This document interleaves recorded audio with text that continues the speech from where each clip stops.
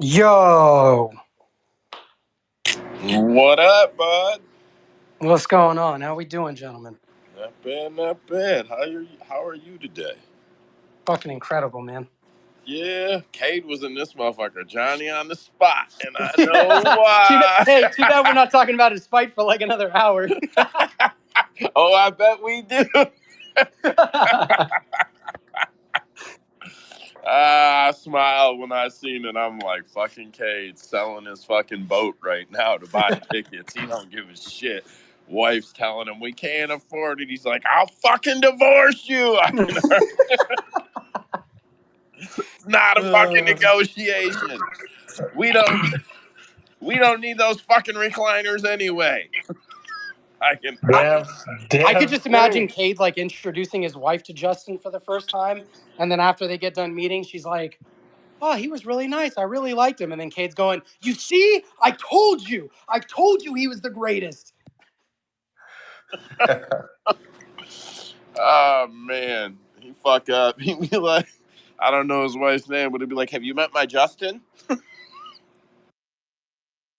Oh, Cade, we love you, brother. Rhino's in here. Daniel's in here. Uh, Dead Picks, nice to see you, bud. Average Avenues. Avenues. Bro, do you change that shit around sometimes? Because I swear sometimes, I swear it used to say Avenues Average. I swear to God it did, bro. Hey, Average, can you explain your name? It's just random. Like, is it from like a TV show or anything? No, I was just thinking of usernames one day, and I guess it just popped into my head. Got you. Nice. Man, Usman said he's not feeling good. So everybody send him a DM. Andrew, did you hit any of the groups? Midol or I hit 'em all, tampons? bro. What are you talking about? What are we sending them? I hit them all, bro. I just said everybody DM him to come to, send him the link to the space since you don't feel good. Can you imagine him getting 50 DMs from all different people, the same fucking shit? Yeah, I know. That's why I said to do it. He's probably like, what the fuck? That TikTok he did pretty good numbers on the YouTube Shorts so far. I'm not gonna lie. So yeah, he deserves that. He deserves that rest. Bro, did you guys see what I posted earlier? Yeah, that it came across. So I watch YouTube Shorts a lot. Like it's something I do at night. It's something I do before bed. You know what I mean? And I can sit there and I can surf them for an hour, like easy. And it came across and it rained on me. I'm like, oh my God, we got to put out a bunch of YouTube Shorts because these things are gonna blow the fuck up, bro. Yeah, so the reason I'm all for it is so on my Facebook, I don't know, what do they call them on Facebook? Reels? I don't know. I don't have Facebook. I don't really use it either. Like I used to have Facebook. I've got a couple reels with like 1.5 million views. I got a bunch of them with 250,000 views. Like, yeah, I'm good at cutting the right clips, bro. It wasn't something we were doing. So it'd be cool just to get us in the algorithm more than anything, bro. I don't think shorts are gonna fucking make us or break us, but maybe it could get us in that fucking YouTube algorithm where we get recommended a little more, because YouTube's very open about that. Like you can go see that is real. They tell you, activity gets you in that. I don't think they use the word algorithm, but I have seen some of the text on it, or at least people posting that shit in shorts, Andrew. So No, I think it makes sense because I've noticed, dude, I watch YouTube Shorts every day. It'll go in like I don't know. It's not random, but it'll go in spurts. So there will be like one person who has the shorts, right? But then I'll have like 10 of theirs come up in like 30 minutes. yeah, because they're so popular at that time. And then I'll go like 3 weeks and I won't see their shit at all. You know what I mean? Yep, I do. Look, I'll say this: don't underestimate those TikToks and those shorts. They drive a lot of traction. So it's good. It's good that we got on them now. Better late than never. So 100%. we'll see. We'll see what they do for us. Anyways, CapMMA.com. Everybody in here's heard it 100 times. And anybody tuning in on the YouTube, I'm not going to make you listen to the plug right off the rip, but CapMMA.com is our website. Let's get into some fight shit. We're already, what is that, 6 minutes in? I ain't got my glasses on. So there's a little bit of banter going around, a little bit between Armin, Charles, Islam, and now Justin. I don't know. Even though Justin Gaethje just got booked to fight Max Holloway, depending on how that goes. So what's hitting the internet now is that Charles basically got the Armin fight as a punishment for ducking Islam at 294. And that he should rightfully be getting the title shot. And then there's the talk that Islam is injured, but Islam's posting videos doing pull-ups and walking fine. Like, I don't know what's injured on him. And he wants to fight Justin Gaethje in June. I know Justin just got that Max fight, but if he goes in there and pieces Max Holloway up, because I'll be honest, I'm betting Justin Gaethje to finish Max Holloway, 100%. So if he goes UFC in want there, to see a murder. what's that? I said the UFC want to see a murder. Yeah, they do. So I'm curious if anybody feels like this is a punishment. And I guess because it kind of came to a head before that topic, I guess we'll scratch that Islam wants Justin. But you think Justin versus Islam in the summer is still possible? D and then Daniel. I think it's a good, interesting fight for Justin. I mean, if Justin loses, I mean, then what? Because if the winner of Armin and Charles fights Islam, then what do you do with Max? What is Max going to do? Does he wait for something to happen?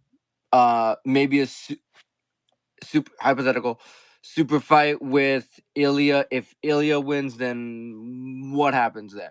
Okay, it's all in like we don't know what's gonna happen if Max wins. Max is really gonna stir up the pot if that happens, though. We'll say that.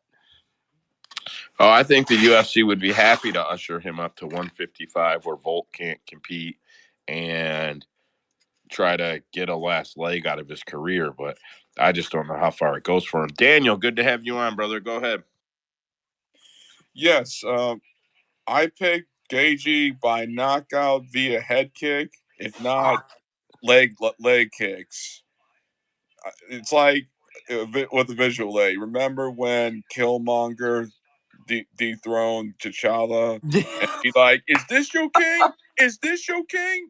That's what Gage's gonna do after he either head kicks Holloway or takes out his legs. Gage's gonna be like with a backflip. Is this your king? Is this your king? Now I'm the BMF champ. I don't know the reference. I'm just gonna let Black it go. Panther. Cade went up next. Yeah, guys, we're not talking Max versus Justin. That wasn't the question, just so you guys know. Yeah. Cade put his hand down. No. I was gonna go. I opened up my speaker. I literally was about to say. So wasn't the question about Armin and Charles? Yeah, is it a punishment? And in light, could Islam still take the Justin fight if Justin gets the W? That's what I'm saying. First of all, I just want to say I know you motherfuckers are punishing me by putting the fucking fight towards the end of the space, but we're talking about that motherfucker before I leave this space. Yes, we are. It won't be. We're gonna do some rumors and then jump into the announcement, so it won't be that long, Kate. Secondly, I do think it's a punishment fight, but is it really a punishment fight? Because when I've looked at Armin Sarukian, yeah, he's been pretty dominant for most of his career, if not all of it. But I mean, he's been hit in his career, so like I don't know. I feel like Charles could honestly beat him, but the thing is Charles' takedown defense sometimes is a little iffy, and that could probably get him into trouble. But I don't know, bro. I think the UFC is trying to punish Charles, but then like if I look at the matchup, I'm like, well, is it really punishment? But I also think it has something to do with them trying to get Armin up the rankings because I think they actually think the kid's legit. So, and I think they want to see him and Islam fight. So I think this is the path to get him to fight Islam. If you beat Charles, you get Islam. But that's my opinion. What was the second part of the question? I'm sorry. You think Islam could still duck and take a Justin fight if he's healthy? Take the Justin fight instead. Absolutely. I think when you're Islam Makhachev and Ali's your manager, you can do whatever the fuck you want. So, Especially when Ali is also Justin's manager. So because I feel the same way you feel about they want Armin to get to Islam. They want that. That's the biggest Islam thing they could sell.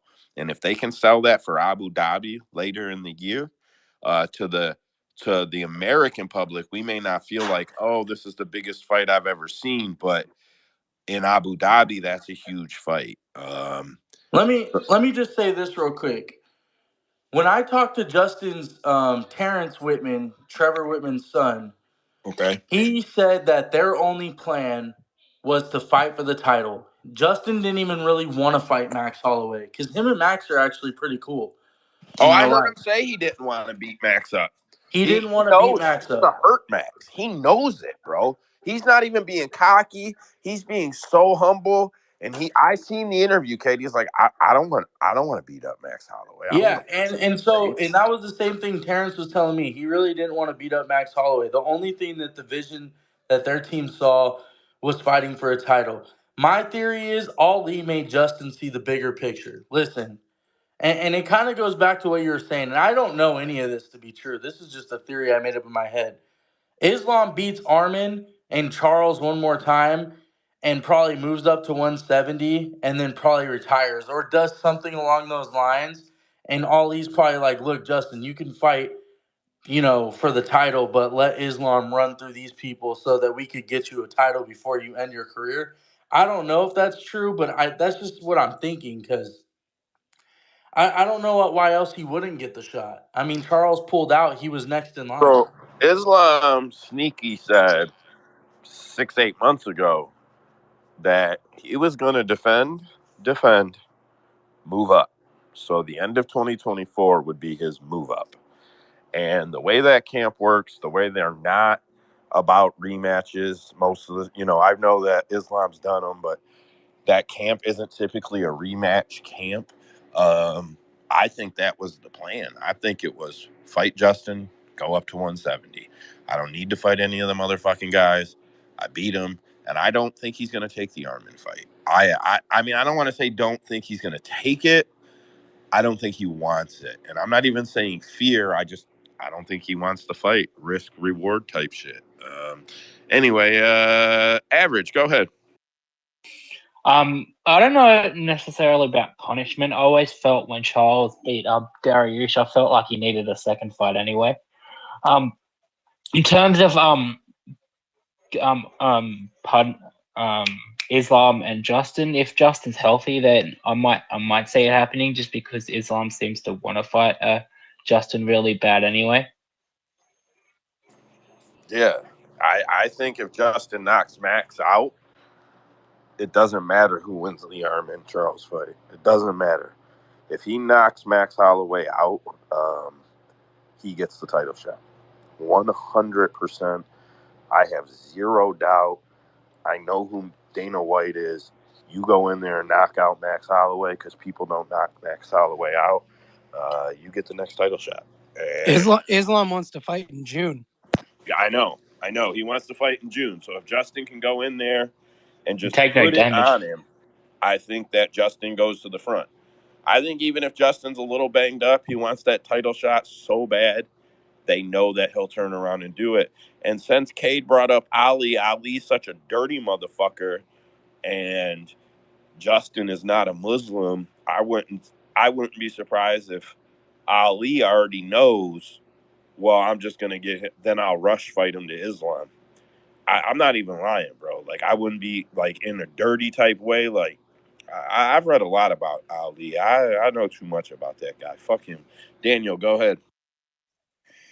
Yeah, I did misunderstand the question. I apologize. So my answer is yes. I do believe this is punishment, Armin over Charles, because this marks his fourth time Charles Oliveira's missed weight. So Armin is sent by the UFC to teach him a lesson. For 3 rounds straight, Armin will beat Oliveira. He will mess up his face, mess up his legs, everything, and get the decision win. If not, he just knocks him out. But he deserved that. John Jones, you deserve it. Singing tonight. All right, I'm gonna cap that one. Sean O'Malley. All right, so I'm not making this up. You guys are gonna be like, no, he wouldn't say that because he said that. Cause so he wouldn't say that because he said that. Listen, this is what was said. So, Sean, after Aljo said that the pay per view numbers from the O'Malley fight were not that impressive, Sean O'Malley said, "I never said I was a pay per view draw." I don't. He implied in every way possible that he was. He used the word star, right? Star, nonstop, biggest star. I'm gonna be biggest Connor, right? That means you're a pay per view draw. Like fuck him. Those are given conclusions, right? So here's what I'm getting at. He doesn't want to fight Umar. That's very clear. Um, and so what I'm asking is Sean O'Malley being the biggest star in the UFC a gimmick? Like a gimmick to the point of Kobe Covington. Like, I mean, a real gimmick. Like, is it a gimmick? Do you guys think it's just a gimmick? I know he's big on Twitch, but like, that just doesn't equate. So, it, I don't know. Does anybody disagree or agree with that? Andrew, before I start going to hands, you got anything on that? That's a very interesting question because my first thought is that's just kind of like who he is. You know what I mean? I mean, unless someone knows him personally and is like, yeah, the way he acts on camera and the way he talks in interviews and shit, he's completely opposite of that. I haven't heard that from anybody. So, like, I've got to imagine that's him, at least to some kind of extent. You know what I mean? He might turn it up a little bit, but I just think he's trying to cover up because I'm sure he expected to do better numbers than whatever they did. You know what I mean? So now he's young. He can't take accountability for anything. He still can't accept that Cheeto beat him the first time. You know what I mean? So this is his just kind of way of coping with it, if you will. I think that's what it is. Yeah, and I get it. I don't think he's an insincere person in the sense that, like, I know that he takes pictures with fans, and, like, I've heard stories of Sean O'Malley staying for everybody. Like, staying for everybody who wanted a picture or something signed, like at restaurants and public places. Like, when he gets recognized, he just, he does it. So, I don't mean to say he's a bad person, but, like, or that his personality is changing. I guess I shouldn't have compared him to Kobe to be fair, but like I feel like when he gets in front of the cameras, I'm the biggest star. I'm the biggest star. I'm the biggest star. I'm the biggest star. I feel like it's a gimmick. You're not. You're not a biggest star. You're really not. But that's what he believes, though. That's what I'm saying. That's why I don't necessarily think it's a gimmick because I think he truly believes that. I So think like he's just Connor, you're talking like he's like Connor. Like he really believes I am bigger than this fucking sport type shit. I think in his head, he believes anything he wants because he is so confident in himself. You know what I mean? I mean, that's fair. That's fair, Zabats. Good to see you, bud. Let's let these boys get at it, Andrew. Average, go ahead.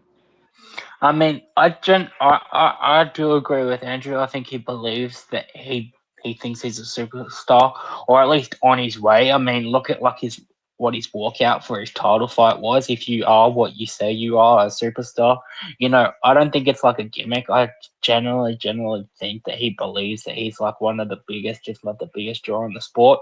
He's wrong, but I think he generally believes that. Well, there's a, Colby Covington genuinely believes he's the people's champ too. Like he. I mean, I get what you guys are saying though. Daniel, go ahead. Have y'all forgotten his hairstyle? Obviously, O'Malley is a gimmick. The guy's weird, and I mean, he doesn't say he's all that, but he still believes he's all that. The difference between him and Colby is he says it, but Sean O'Malley says it behind closed doors. Look, I don't like this guy. You got knocked out by Cheeto. He's the first guy to TKO you. He's gonna be the first guy to submit you, like Frank Mir over Nogueira 2 times. I think the biggest difference I do not like a wannabe 69 lookalike mother lover.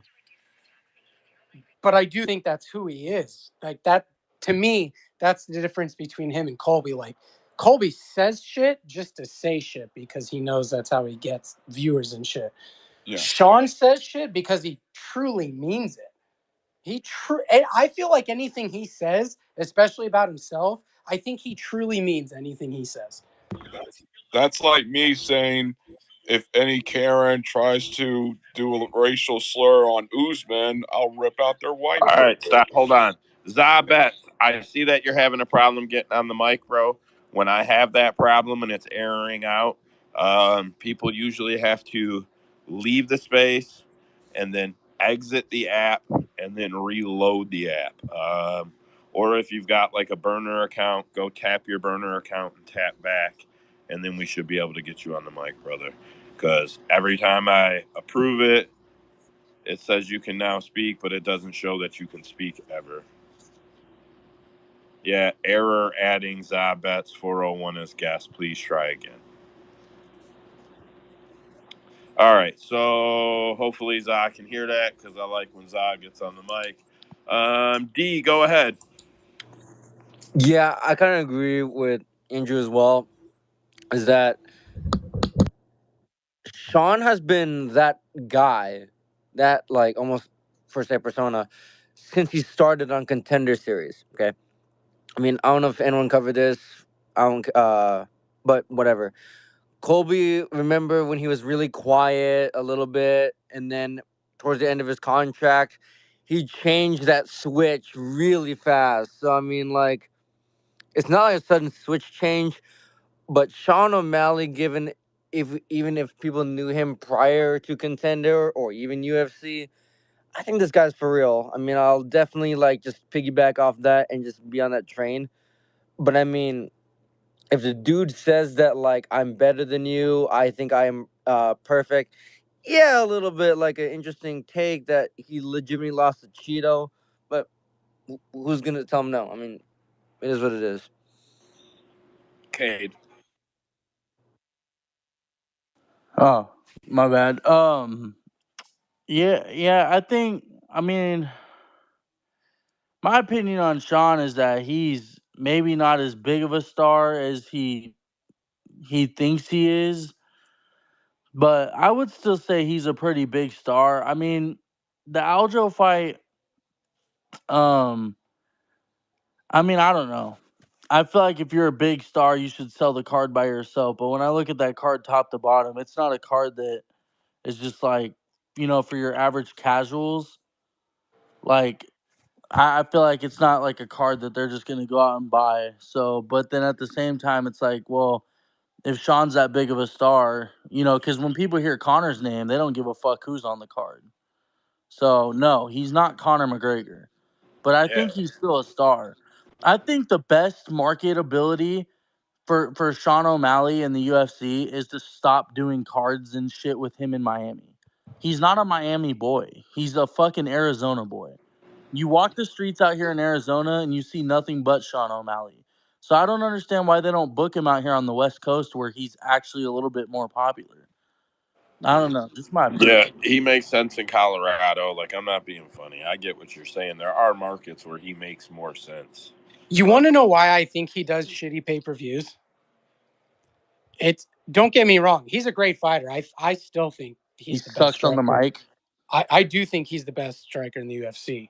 But his problem is I think he really only appeals to like the younger crowd, like 30, 35 and under. Bro, people under 35 don't fucking buy pay-per-views. We stream the shit. You know what I mean? His Like fans are That's what not. I was gonna say. his fan base is young people because all the older people don't like Yeah, it. that's what You I know was what I gonna mean? say. You got to remember, Sean Hey, Bailey's making money outside of just being a fighter. That's why he's got so many followers on like his Instagram, and he's doing all kinds of under the wall, business stuff. It's not just about fighting anymore, guys. And they don't really give a shit how many pay-per-views, because that day and age, to be a superstar is 1 in a million. Like, we had Conor McGregor, and no one else has been able to do anything like that.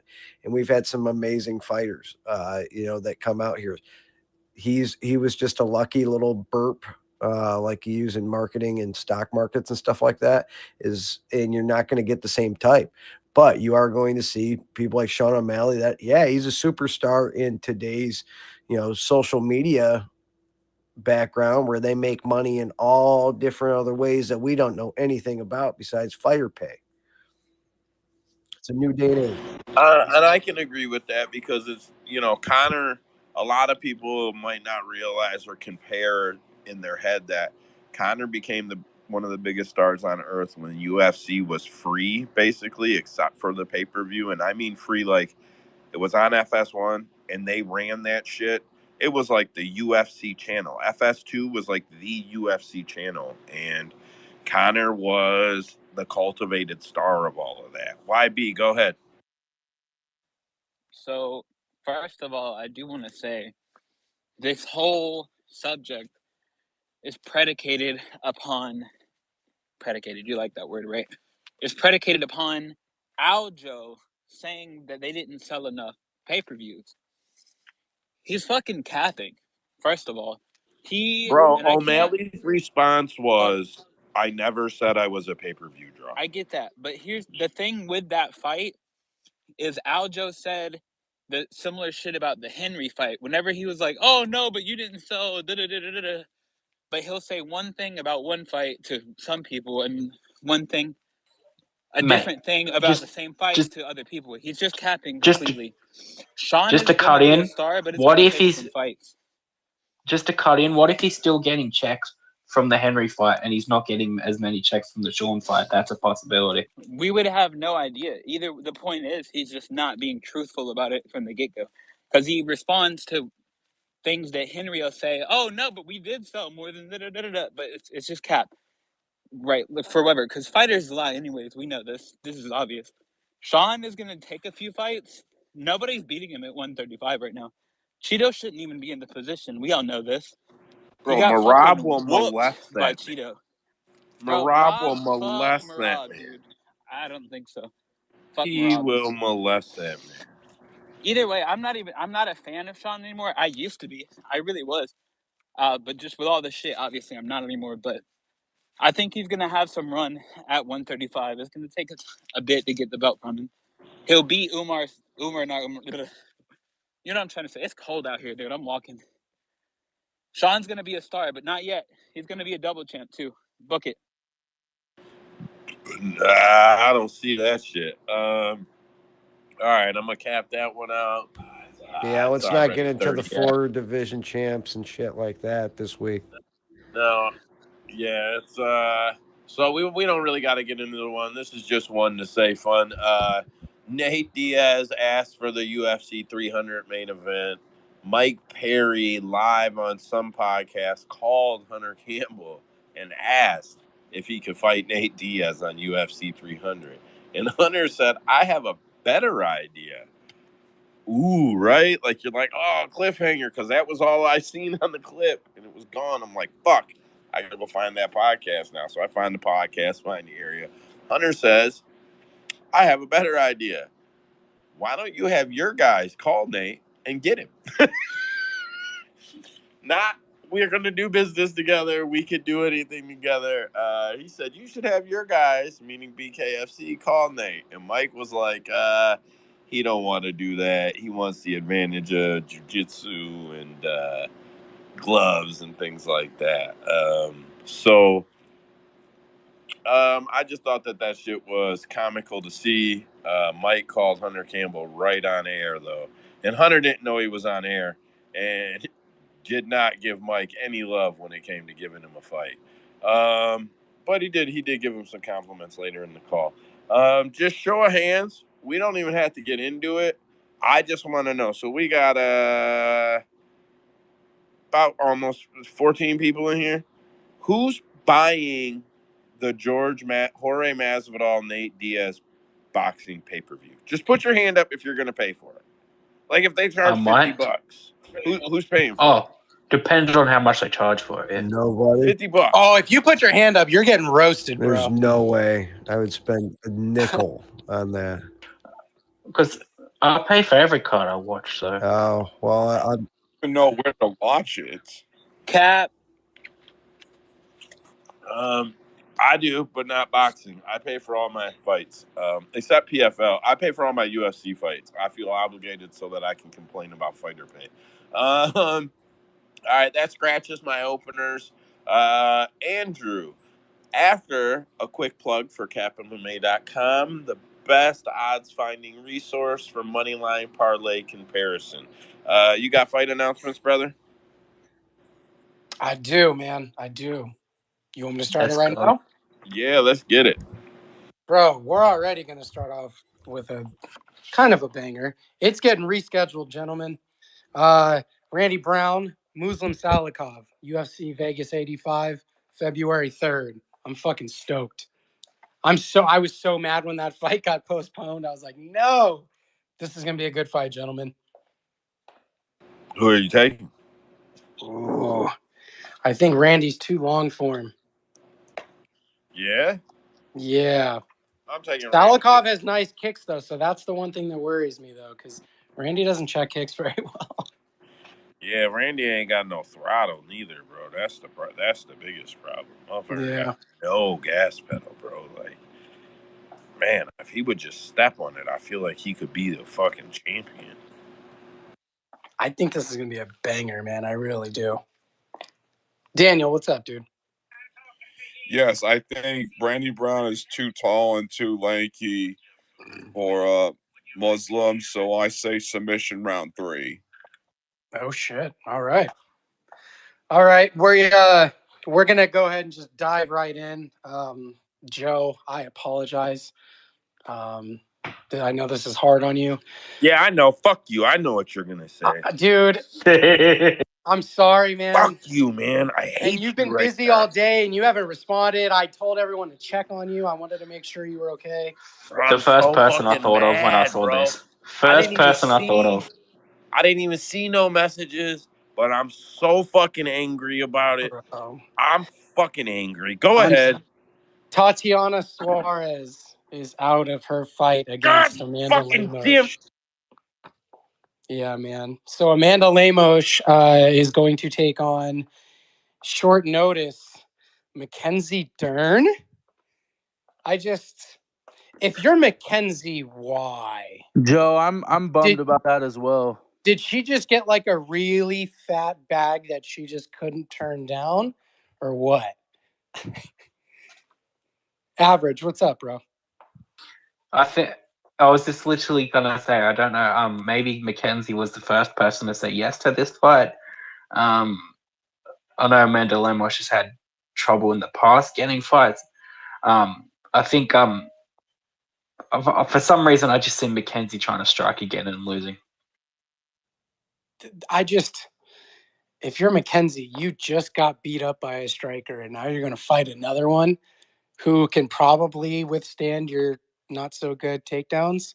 I don't One get that it. could actually knock her out. Like, let's just be honest. Yeah, bro. Amanda can actually knock her out. Amanda has actually knocked women out. Like, it's not there. Listen, there's a pedigree of women fighting, and then there's the women who can knock women out, and it's different when they fight. They can't all do it. Limoges can knock her out. So that's the biggest difference here. You will see no striking from Mackenzie Dern, in my opinion. In this one, she's going to be smart enough to just put it to the grapple. Will she? I think her coaches are going to make her. Amanda hits hard. I think she'd catch 2 or 3 from Amanda, and even if she was going to strike, she'll change her fucking mind. Cade. Yeah, I think this is a little bit different than the Andrade fight, boys, because I think people forget Andrade's takedown defense is really good. Like, really good. It's actually been really solid throughout her career. Lemos, her takedown defense is a little bit the numbers are a little bit lopsided because it's not like she gets taken down a whole bunch. But she was taken down 6 times in the Whaley fight, so that's what kind of throws the numbers a little bit off. But Michelle Waterson Gomez was able to take her down. There's been a few others that have been able to take her down. So I mean, I think Dern, if she grapples here, could win this fight. I don't see it as a fight where she has no path to victory. Whereas Andrade, the only thing that I kept picturing in my mind is, okay, how are you gonna get Andrade down? Like, how, if you don't get Andrade down, like, how are you winning this fight? I didn't see it. But Hasn't here against Andrade been Lemos, losing the grapplers lately? yeah, but like Aaron, she lost to Blanchfield. Yeah, But but that was here's the thing. Mackenzie has shit takedowns. She's got great grappling. I've talked about it before. I've taped her. She has shit takedowns. Horrible, horrible takedowns. She does not have a good takedown skill set. Even she is fucking horrible at taking people down. yeah, But I agree. but she can probably get to Lamosha's back. You ain't getting on Jessica Andrade's back. You're not getting near it to get a trip. It's not happening. She can probably get around Limoges and trip her, and then proceed to grapple her. That was not an option with Jessica Andrade. You are not going to trip her. Even if you do, you're not going to be strong enough to keep her down as a woman. So yeah, I do agree with Kay that it's very different than the Andrade fight. But she will need to trip her. She will not take her down without a trip. She'll put her against the cage. She'll likely take her underarms. She'll wrap her up. She'll walk her backwards to the cage, and then she'll try to trip her. She can't take anybody down. She just can't do it. YB, go ahead. This is a fight where you take the under 1.5 because there's no way it goes 3 in my head. Other than that, I would not touch a money line if you had a gun to my fucking head. I see Lemos just walking in there and knocking her out. We all know how Dern is. But as you guys just said, yeah, I mean, it's just the wrestling, bro. Unless she's gonna pull a Charles Oliveira versus Dustin Poirier, hop on her fucking back and choke her out. Take the under 1.5, enjoy, maybe grab some Jergens lotion to watch Dern. Yeah, so I would, to be honest, I would assume that it goes the distance. I'll probably bet fight goes the distance. Mackenzie Dern is a fucking go the distance machine, and she is it 5 rounds or 3 rounds? It's 3. Oh yeah, goes decision for sure in my opinion. Daniel, go ahead. Look, yo, I'm not happy about this at all. I freaking love Tatiana Suarez, but she got injured, so gotta pick someone. I mean, Dern might pull off a Chris Lieben where he lost the fight and he wants to get back in there. She might win this after getting knocked out like by Chris Lieben. So, look, I don't like Dern, but I love the Black House MMA folks, and I do have a cousin who lives out in Los Angeles. So at the end of the day, we all have to choose. So I say submission round 1, but the latest submission round 3. You love your subs, bro. And he's crazy for that. What's next, Andrew? Next, we are moving to UFC Mexico, February 24th. Christian Quiones is going to be taking on Heoni Barcelos. I think that'll be a fun fight. Whoa! What's next? Damn, no love for Heoni Barcelos? Nah, He's bro. 1,000 years old, dude. Wait, Yeah, bro. I'm tired of talking about that guy. What's say his next? name again. What? What's his name? Heoni Barcelos? Thanks. Yep. You got family anywhere else? What's next? We're moving on to Claudio Puelles and Fares Ziam. Claudio. Perez, round 1, inside of 2 minutes. But butt dragon. Inside of 2 minutes? Wow, are you really gonna bet that? Puelles fucking sucks, bro. He's like a... What's the dude's name? It's in my fucking head. He's like a Ryan Gracie, Hall. dude. He doesn't know how to strike. That dude sucks. Ryan Hall. Excuse me. What's the card? What fight card? UFC Mexico. Yep. We're just going to move on to the next fight. I cashed on Hooker, too, on that fight last time. He just... Oh, he looked terrible. Moving on. Amir Albazi is out against Brandon Moreno. So stepping in is Brandon Royval, who just fought. Man, I love Royval, bro. Me too. And Big respect. Me 3. I've been high on Albazi, but not really no more. So I'm fine with it. Let's go, Brandon. Cade. Yeah, I mean, I'm a big fan of Brandon Royval too. I really do like Brandon Royval. But man, this is a tough fight to take after you just fought Pantoja. Like, I feel like this is damn near just as tough of a fight, or maybe a little less tougher. I don't really know, but I don't know, man.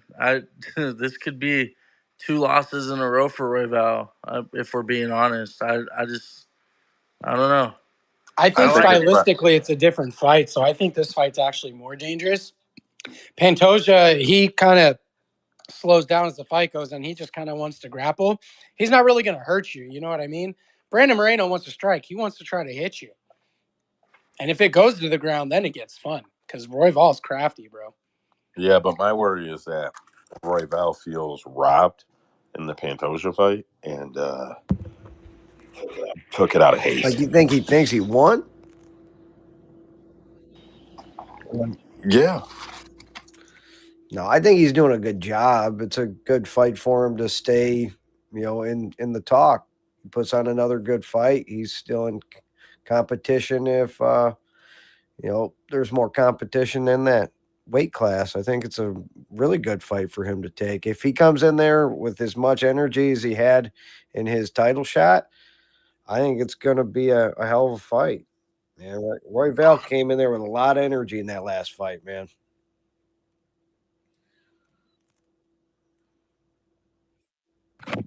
Average. I think just to piggyback off that, Brandon Moreno has been in a lot of wars recently, and Royval's a crazy dude. So Royval could spring an upset here. Yeah, it wouldn't surprise me. That's what I'm saying. He's probably going to be a dog right away. What's the line already opened up at? I'm in the house, but I can start checking these lines as soon as I get back out to my station. I'll be back out there in a minute. What was it supposed to be? I have Moreno in this fight, probably like on paper. But I'm just so tired of seeing these people near the belt. Honestly and truly, like, Brandon has had this title shot like fucking infinite times. He's already lost. He's had it, blah, blah, blah, blah, blah. I think if you're the UFC, you're hoping for somebody to beat Moreno and kind of toss him further back down the rankings. I'm really glad Amir fell out, though, because I don't fucking like that dude. So I'll go Royval. But it's not going to be an easy fight by any means. Brandon's fucking nasty. I think So, Brandon will win that fight for sure. yeah, me too. I'm taking Which Brandon, bro? I just think But Brandon's going to be he should be a favorite in the fight, but there's no like lock already. Come on, this flyweight, you don't know what the fuck's going to happen. I Which definitely favor Brandon's a Moreno. lock? I favor Moreno. Yeah, you have to, especially he's well. I feel like he's kind of the better fighter, and then I also feel like he's the one who's been training. Royval just fought. You know what I mean? Like, I don't know. That's tough. I will Big make ups to him, though. I respect him. I will make a comparison or draw a contrast that some of you guys might go, man. Other you guys might be like, you're crazy. But Brandon Moreno is the Robbie Lawler of 125. Not questionable. Every fight he's in is going to be a fucking war. Beat him up, bang him up. He was kicked out, brought back, got to the belt, all that shit. I'm taking Moreno unless I see a clear path to someone beating him, and I just don't see it for Royval. Daniel, close it out. We're moving on after. I think Brandon Royval will KO Brandon Moreno. Yo, you always got these spicy takes, bro. Dude, I told you I got family in Colorado, so factory exploits all day, every day. What does Hey. your family tree look like? It's extremely wide. Hey, No. Hey, Andrew, just let trailer my boy park, man, Daniel we can sit fill down up a there. whole goddamn county. Let that man smoke that Brandon pack. Yeah, like who in here can say they smoked with their family? I got high for the first time with my family in Colorado. Fuck yeah. Thank I you. had some of the Thank you. best Yeah. shit See, I've he ever gets it. That's smoked a in my better life. father for you. He gets it. We used to buy weed off my mom when I was like 13. Shut Rhino, up. Those really good old underground. days. You have a blessed life. You have the life. Oh, man. All right, we got to move on. We're moving on to UFC Saudi Arabia, March 2nd. When? March Stop. 2nd? Pause. Stop. Are you sure? Stop. So that's a topic, and it's gonna fall in right now. That card is off. The whole card? Yeah, they got it Being moved to postponed. June. No. It is speculated that it will be June. The Saudi Arabia said we will wait for a better card. Bro, I got like 5 fight announcements for that card. So the card's probably still going to happen March 2nd, but it's not happening in Saudi Arabia. How 'cause they don't petty want- is that? They're like, this card is shit. Fuck you. It's All in right. Vegas now. That's fine. They I can move say on. it. They're paying for it, bro. No, so listen, that's actually not to like cut into this, but that's actually a real thing with Saudi Arabia because there's a really good amateur promotion. It's one of the top amateur promotions in San Diego, California. They're trying to put on a card right now in Saudi Arabia, and the big problem that they're having is Saudi Arabia is telling them, send me the list of your fighters because if there's not big names, we don't want you guys here. Like That's that, they because really it's are like fucking that. Riyadh, bro. What do they think? They're going to take a bunch of no names and fight during Riyadh in Saudi Arabia? That's not real. This is like the festive, like the events. Like there's nothing small right now for them. So, yeah, there's no way they're going to get over in fucking Saudi Arabia right now. Yeah, that's how it is over there. To be honest. Yeah, it's Riyadh is like, I don't know all about Riyadh. I just know that like Francis Ngannou, um, and I think Tyson Fury kicked Riyadh off. I think, and I think it runs for months, for like 6 months. I'm not real clear on all of the details for Riyadh. I could get them, so we have them, but I just know that it's very hard to get an event over there. My problem with it is that I was going to bring up later is does this set precedence for local governments to basically interfere with who is on a card? It basically allows them to interfere. they're saying, "Oh, we don't want that fighter. Oh, we don't want that fight." Like, if they're going to allow Saudi Arabia to do it, we already know that Abu Dhabi has been doing it silently. Like, it's not that they do it, but the UFC wouldn't dare not give them a fucking super card. So, like, I have a huge problem with them being able to say, "You can do the event." Those fighters, you can't do the event no more. Like, you guys should have been smart enough, like Abu Dhabi. You should have called for a top. Abu Dhabi requests, like when they for their cards, we want a title fight and we want XYZ ranked fighters in the top 5. Like, they are very clear with the UFC, as far as I understand, about what they want and what they expect at cards, which I'm fine with that. Like, here's our conditions. If you're going to come to our town, we want a title fight and we want a big, a big contender fight. I'm okay with that, but they should not have the right to look at who is on the card and then decline it. Yeah, it's something that's got me fucking absolutely livid as far as like my inner MMA fan goes. But anyways, go ahead and announce the card, Andrew, because I'm sure it's going to go off in the Apex. Do you want to just wait until next time, or do you think that all those fights are going to stand? Oh, all those fights are going to stand. They're just going to go to the Apex. Are you sure that? They're going to put it in the Apex or give it to Bro, Dallas. I wouldn't be surprised if they do that. That like half It is these in the fighters are going to have Apex. visa issues. Yeah, it's going to be it's going to be in the Apex or Dallas for sure, one or the other. Okay. Not Dallas, Texas. I shouldn't say Dallas. I think Austin. Kate, is it Austin? Is that who gets all the cards?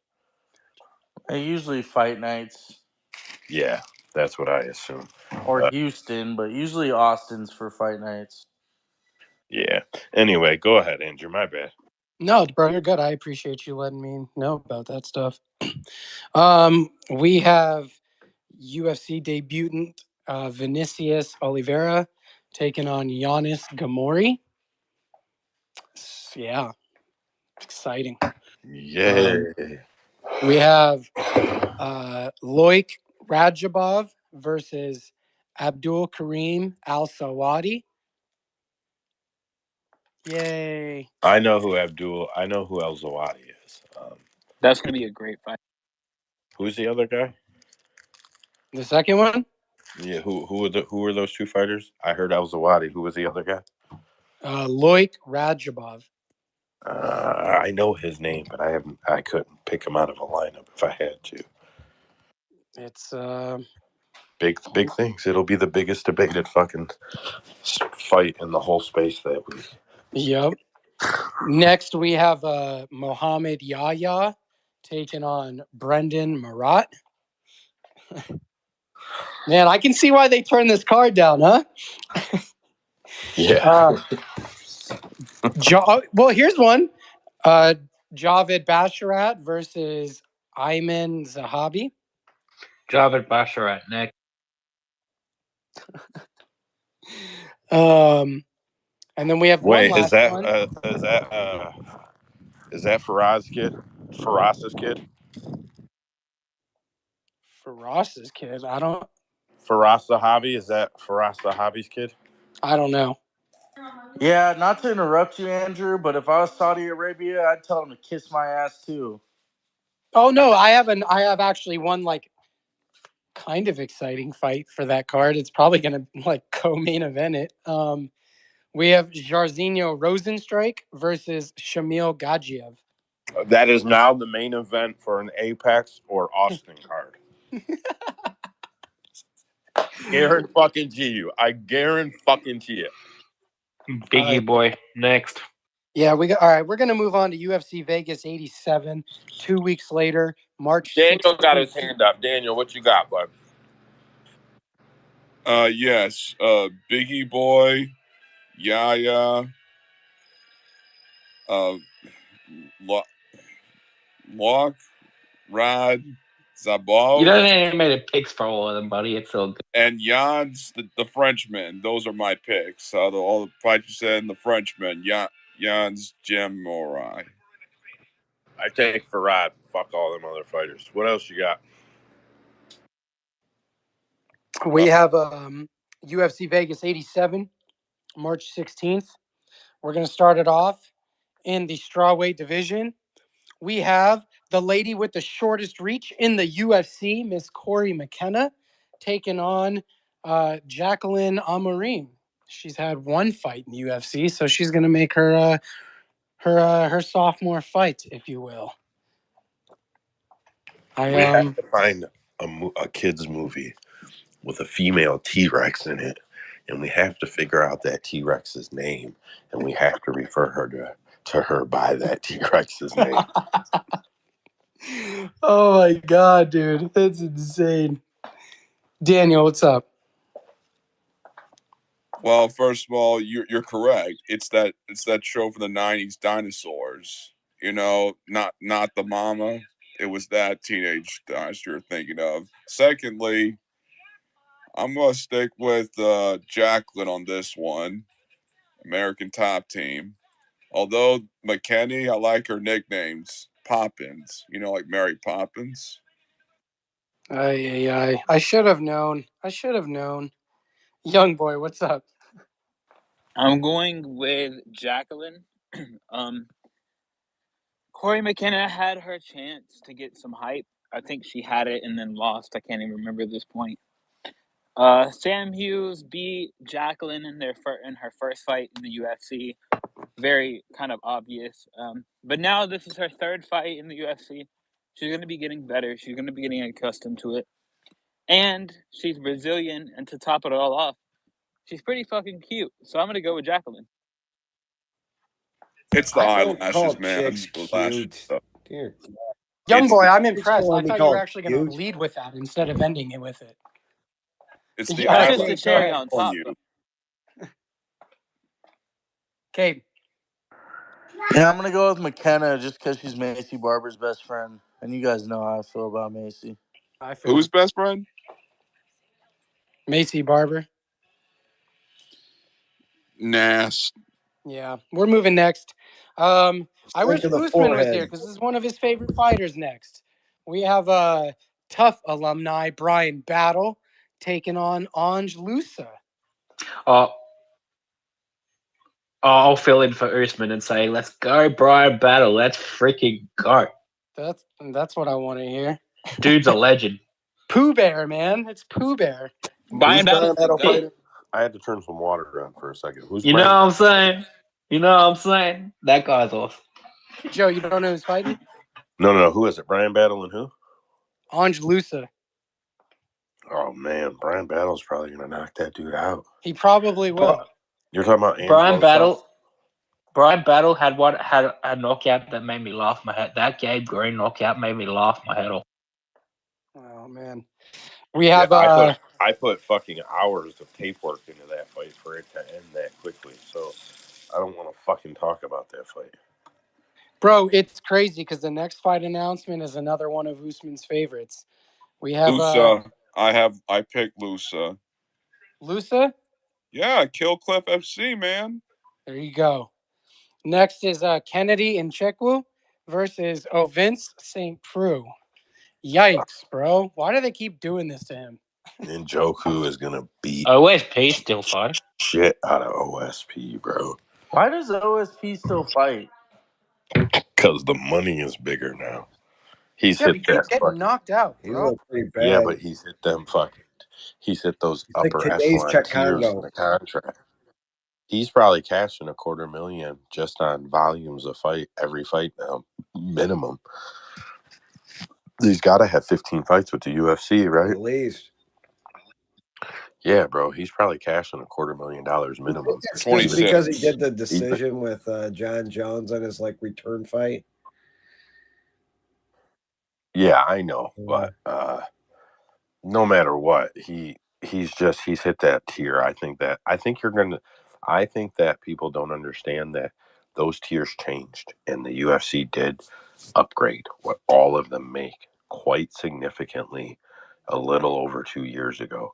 Quite significantly, and a lot of track, and I want to fight. Them dudes want that money. Them dudes that were getting $100,000 a fight are getting $350 now, $300 now, and that's just to show, dude. Them dudes want to fight. They want that money now. If you don't think Ovince St. Preux would get knocked out twice for $1 million or 3 times for $1 million, you're probably out of your fucking mind, because you could knock me out tomorrow for 3 times for $1 million. And that's the fight life, too. Send me location. Yeah, where you need me to be, I'm gonna catch a plane. Yeah. I right mean, there's now. guys still getting their ass kicked in bare knuckle for like $3,000, and they can't wait to get another fight. So they're all fucking crazy. That is a great way to fucking rationalize it. YB, go ahead.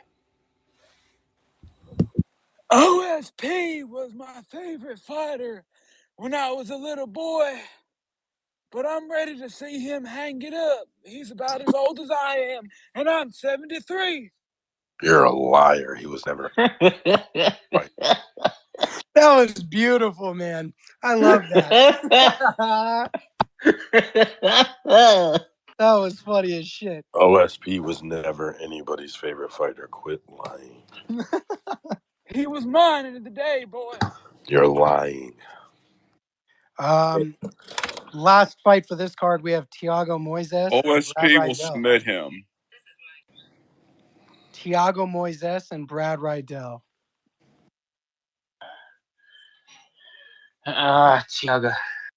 I mean, Brad Gotta go Riddell's with not getting Moises. knocked out this time, at least, so that's good. Right? Thiago. That is like the most meaningless fight they could possibly book. That fight's just a fight for a fight right there. They may as well be fighting Angela Hill, for Christ's sake. I mean, you got 2 vets in there. It could be a decent fight. Paycheck.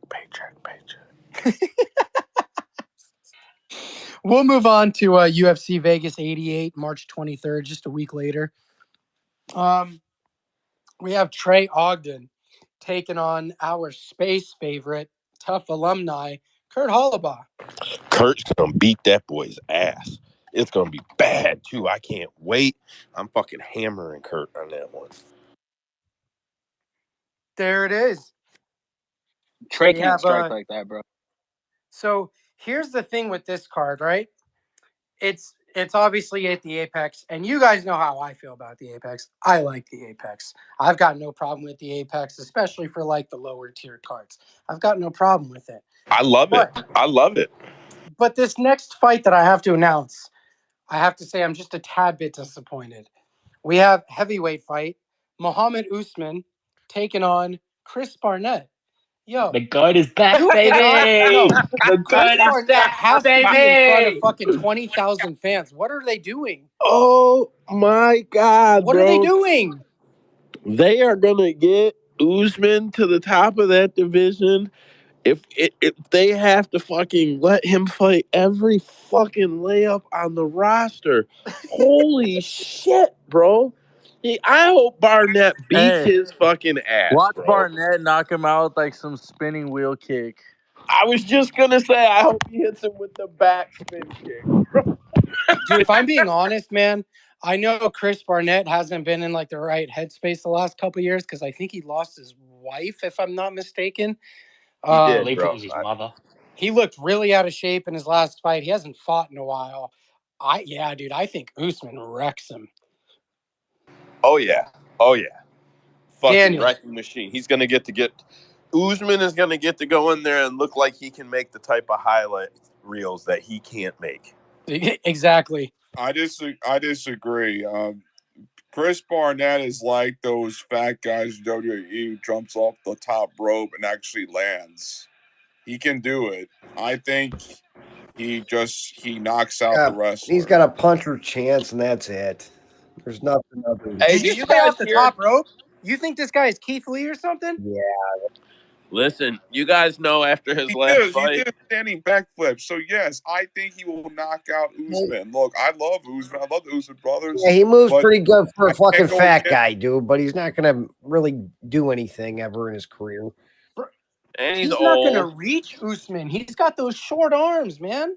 He's tiny for a heavyweight. I'm talking about his kicks. He will kick him. Mm-hmm. Dude, I think Usman can outstrike him, or he can just wrestle him. I don't think it matters. Maybe he should tickle him. He matters to me, bro. He should tickle him. That's a. I choose Beast Boy. Young boy, close He it should out, bro. what, Rhino? I think you should tickle him. Bro. That's the best way to beat him. I cannot stand either Usman. I do not like these fucking dudes in the slightest. Mo Usman looks like a fucking mentally challenged Ninja Turtle, all right? But he can wrestle and he can fucking strike enough to beat Chris. This is exactly what Joe said. UFC said, come on, Usman, bring your fucking brother, even though he sucks ass. Come on, bro. We'll get him a spot. And they're going to get him to the top. Now, the fade is coming because we know how much he fucking sucks. He barely beat Zach Palga, right? So the fade is coming. I'm sorry it's not Barnett, but it's coming. You let him get too far up the division. His next fight after this one, smash it. his next fight after this one is going to be Waldo Acosta. Mark my words. Hey, young boy, did this guy like steal your girl or something, man? Like, there's a lot of hate in there. Bro, I just hate the Usmans. I hate boring motherfuckers. I really do. Not even like Usman had some good fights, but you get him on the mic and it's like, oh my god, Yeah. just kill me now, bro. Don't Then he let started him wearing bully this you, stupid son. fucking shirt. Fuck that dude, bro. And if they were in a movie, it does look All like it's like right. one Usman and then the other one they gave steroids to. No, bro, they both had acne in their mid-30s. Oh, right. shit. All right. We got to move on to the next fight. Anger hour is over. What's next? We have Amanda Hebus taking on Rose Namajunas. Rip Main to event. Amanda Ribas. Dude, I feel like they're just kind of feeding Rose because they need to get her a win to boost her back up. I mean, bro, like I'm not even. Surprised she hasn't Call me retired. fucking crazy. Call me crazy, bro, but like Rose, despite her injury in her last fight, she didn't look as bad as people thought she was gonna look. Like she went up a weight class and fought possibly the baddest fucking scariest woman in that class, or at least one of them. You know, top 3 in that class. I mean, I don't know, bro. I think she'll smash Rebaz. I think she'll. I completely agree with you. Yeah, Average, I'm go taking ahead. Rebaz. You are? We have to, Yeah, I am. I think she beats Rose up. How I so? think but because Rose is not a confident person, bro. And Amanda's will go so like she also like counter feeds off of her opponents. Like Rose goes into a darker place the bigger and brighter her opponent is. Amanda's gonna be big, smiley, even presence in the cage, bro, and it's gonna put Rose in a quiet place, which is gonna break her fucking confidence. And Amanda is not bad. Like I'm not saying she's great, but she is good. She's good, and I think that's all it takes to beat Rose at this point. I know I'm gonna have to hear about the Macy Barber knockout, but I still think she can beat Rose. stepping on half my point there. Well, Macy Barber's leveled up a lot, so I'm not gonna give you shit for that personally. Yeah, I think the thing with Rose, like Joe says, she has to be in the right place mentally to be able to perform. I initially thought when the matchup was made, I was like, why is she still at 125? I think she's kind of small for that division, although she did do well against Manon. I don't really know how this fight's gonna go. I don't think I'll touch this one at all. Right now I'm leaning Hebus, but honestly I don't know. Daniel. Like Kurt, I also have Namajunas by submission, both by round 1. Crazy. I feel like it's just a YB. decision. I think Namajunas probably wins. But I mean, just exactly what you said, Joe. I mean, I'm honestly tired of the girl. I think she needs to go to therapy. I don't think she needs to be fighting right now. I think she needs to get years of therapy and get rid of Pat, whatever. I'm tired of that. I'm the best. I'm the best. And then she comes out and fucking loses. I think that's what's gonna happen. I'm sorry. Just send her off home, bro. It's over. I think Rebos is probably going to make a little resurgence here, hopefully. But obviously, the UFC wants to keep Namajunas around. She's a pretty big name as far as girls go. But give me Rivas just to end the fucking nightmare. Man, she only did that one time and she knocked that girl out. It was way. I was gonna say when the "I'm the best" thing worked, it bloody well worked. I'm the best. I'm the best. YB doesn't like anyone tonight. Nah, he's angry YB today. What you got next? We're going to move on to UFC Atlantic City. We have quite a few fight announcements for this card. I think this is going to be a really good card. But this first fight, maybe not so much. Angel Pacheco taking on Kaolin Lochran.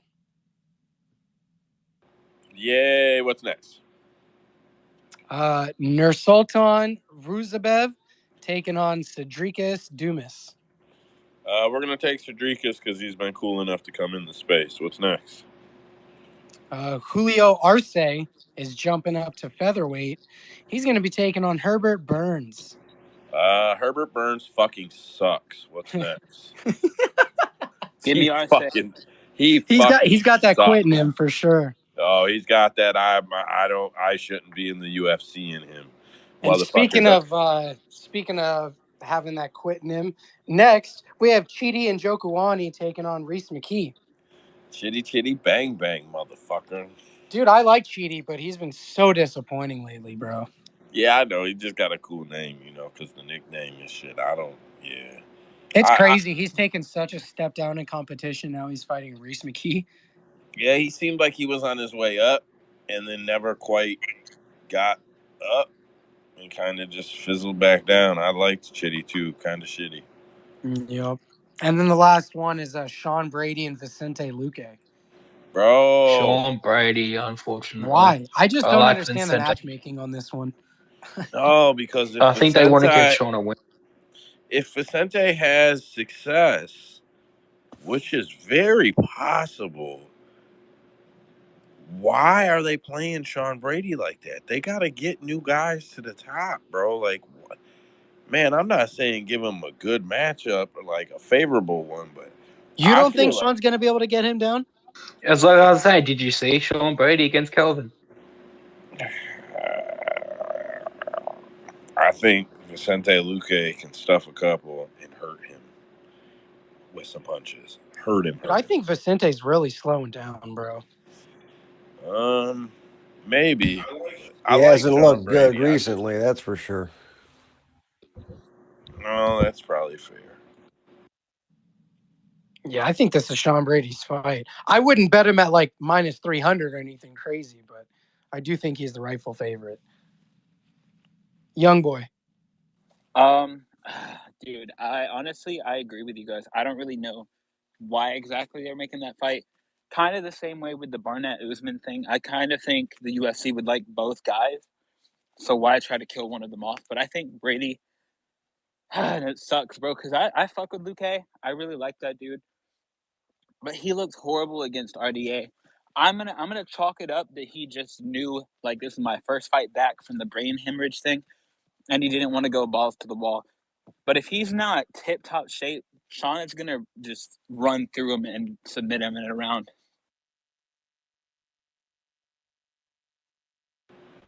Man, we've got odds on the site till June 28th. The end of the year shit is still all fucked up, though, bro. I'm so pissed about it. It's not our fault, and I'm trying to fix it. What date was that card that you just? March 30th. Nah, they haven't dropped odds on that particular one yet. What you got next, bro? UFC Vegas 89, April 6th. Melissa Dixon versus Nora Cornoli. Oh, yeah. What's after that? Daniel, go ahead, bro. From everyone you said, I picked Vicente, Burns, and Chi Bang Bang, all winning their fights by a finish. All righty. We're moving on. Ignacio Bahamondes taking on Tristos Giagos. I think that Bahamondes next. What card? I don't know. I think Giagos can overwhelm him with the grappling, dude. I really do. I know he's up there in age, but he looked damn good in his last fight. And What card he's got is the this? same blueprint against Ignacio. What fight? Except Ignacio could catch him in like a gilly or something. That's the issue. What fight card is this? April 6th.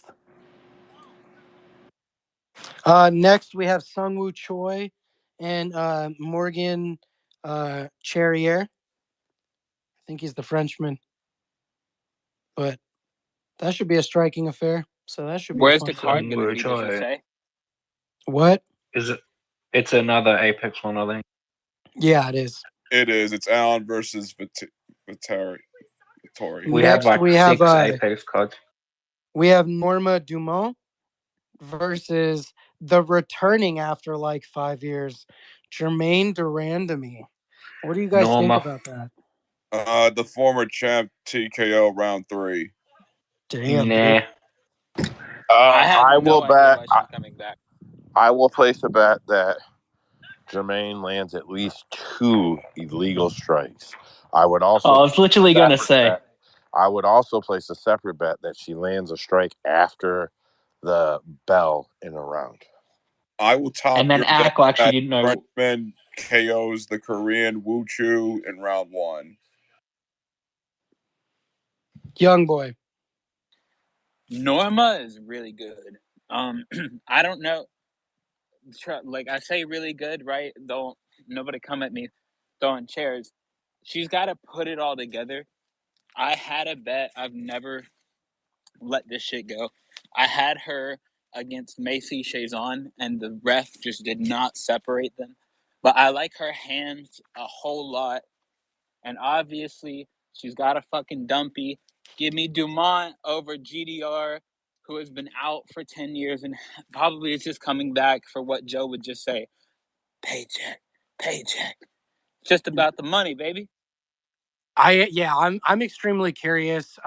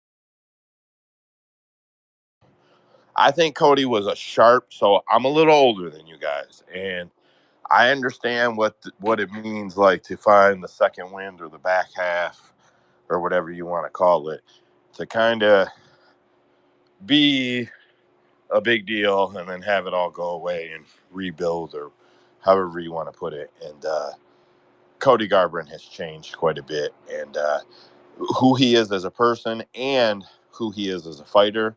And I think Cody Garbrandt is going to make another run to the title. I think Cody Garbrandt goes not straight to like beats Figueiredo, and he probably got to fight another one after that. But I think Cody Garbrandt fights for a title again in the next 18 months. Dude, you've got to be I feel like you're speaking as a fan, because I don't, what you just said, like, I feel like I want to recite that shit from what was it, Billy Madison? Like, I feel like I have to recite that quote. There's no way he's close to a title shot, bro. What? I award you 0 points, and may God have You're mercy on wrong. your Cody soul. Garbrandt has star power. He is never more than 3 wins from a fucking title fight as long as he is in the UFC. Never. He has star power. Listen, Bro, he's it been matters. fighting unranked guys, man. Nah, he beats Davison Figueiredo and gets another one, and Cody Garbrandt will fight for a title. Yeah, he's right though, Andrew. If he beats Figueiredo, it's not a long shot. Dude, I think you're out of your mind. No, I mean, there's argument Especially that if he comes in and knocks Figueiredo out or does like the something that nobody saw him doing and gets a finish. I mean, it's really not out of the possibility. and let's be clear, Cody Garbrandt, Sean O'Malley wants that fight. He said he Who's would he fight him. beating in the top 5 to get that fight? Um, Cap MMA. Oh, look, all I got to do is scroll up real quick and click UFC rankings. I fucking love that. Top 5. I got to scroll down to the clown division. Sorry. Oh, there's clown division. I think he could beat Jan. I think he could beat Henry. I think he's got a fighting chance against Sean. No, Marab, he's not Marab murders him. he's not Aljo. beating Henry Cejudo. I'm sorry. Bro, Henry, did you see Henry's fight? Henry is not He what was a Henry much was. smaller fighter than Aljo in that fight. Much Nah, smaller. I felt like we seen Henry's age. I think run it back and you'll see. Henry walked away and got old. It's Yeah, but that was different when his you get first older fight than, in how many years? yeah, think about that. Yeah, I know, and he didn't look all that bad. He didn't get beat up. Bro, whoever comes back after they leave and then gets better? No one. It's guys who I know, stay but what I'm that have saying the is he chance. came in and George fought the St. best Pierre. in the world at that weight class, supposedly the best in the world at the time, and he did okay. It wasn't like he got fucking beat up. Joe, I don't Did okay. necessarily think he got better. Like, I don't think he necessarily increased his skills. I just think he's been fighting smarter, which he should have been doing the whole time. So I give him credit for that. But I don't think he's going to do that against these ranked guys at this stage of his career, bro. I really don't. I do. He's in his physical prime. He's in his early 30s. It's coming. You guys think I'm crazy. It's I coming. respectfully think you're crazy. He'll be number 8 after he beats Davison. So he can fight Song Yadong. And I'll be honest, I love Cheeto Vera. If Cheeto is champion, Cody could get the belt, bud. He's got Bro, a Cheeto, oh my way God. better shot Dude, of getting it from Cheeto than he does from Sean. Way Cody better. has no chin anymore. Are you serious? Okay. So that's what I'm saying. If Sean is not the champion, the big puncher is not the Well, champion, and Marlon takes that belt, Cody's Cody chances double. Cody Cheeto can knock him out Cody too. does have a path to victory against Cheeto though, but it's if he'll actually do it. That's his wrestling. But if he stands there and bangs with Cheeto, no shot. He's not going to take Sean O'Malley down, though. Sean's got dope takedown defense, No, bro. I'm So saying if he gets a fight against Cheeto Vera, I'm agreeing with you. I'm saying the he counter. has to Like, wrestle. if Cheeto is the champion, he has the path. If Sean O'Malley is the champion, I don't see a path, is what I'm saying. So, like, if Cheeto gets Sean, man, Cody could really get there, man. We've been killing it. These boys Yeah, I was want about to say we gotta. average. I disagree. I don't think he's improved that much. I think he fought Trevin Giles really timidly, and he still has his chin up in the air like a massive dope. I think Figueiredo cracks him and finishes him. Young boy. Bro, I'm on Joe's side partially. I do believe if he were to beat Figueiredo, they would consider him for a title. But Figueiredo is too fucking good. And he's got, like, stupid power at 135. I don't know why he kept emaciating himself to get to 125 all those times. I think he could have been doing better if he was at 35 the whole time. He's fucking good, dude. I don't know if I can see Cody getting past a few of those overhand rights or a few big shots from him. But if you let it get to round 3, Cody's not down, bro, it'll get real interesting. And he would definitely be considered for a shot because the UFC built him back up. He kept like, oh, I'm going to go and fight Kai at 125. Horrible idea. We knew that was going to happen. But the UFC is keep giving him shots. Like, yo, yeah, we'll build you up. Here's these shitty opponents. Get your confidence back. Please make another run. Will he do it? I don't know. But I agree with Joe. He could. Daniel. I believe he could. He can. He can, and he will. Like Nora from the other fight card we discussed, KO, TKO, round 1. Listen, Cody Garbrandt is 32 years old. He is. I dug into him before the Brian Kelleher fight. I hadn't taped him or I hadn't done anything in a while, and Biggie's 36. yeah, I know Figgy's on his way down. I don't know why people think he's still so good. He's been on his way down. I don't care about his last fight. Um, he's still on his way down. He's not. I don't see him making a run up to the title. Brandon Moreno beat the shit out of Davison Figueiredo. He changed him. Um, it happens to guys, man. It happens in epic fights all the time. Rory McDonald went on to have a fine career, but Robbie Lawler changed him. Sometimes you just get hit so many fucking times, you're not the same. I really think that Dude, happens. I swear to God, if you True, told me you were true, talking true. about Cody Garbrandt right now, everything you just said, I would totally agree with you. But the fact that you're not talking about Cody Garbrandt is crazy. They literally the fans changed his name from Cody No Love to Cody No Chin. Come on. I didn't say that. Dude, this is one of my, not Cody, but Kai is one of my favorite fighters. You guys know I love Don't Blink. And the reason why I love him is because he's like 5'3", 5'4", 120 something pounds. Like the kid is tiny. And he put Cody out like a fucking light, dude. I don't know, bro. Like, if he somehow does get past Figueiredo, which I don't think he will, because I think Figgy's just going to knock him out. But if he does somehow get past him, which I will give him props for, bro, if he fights anyone ranked after that, I think he's getting fucked up.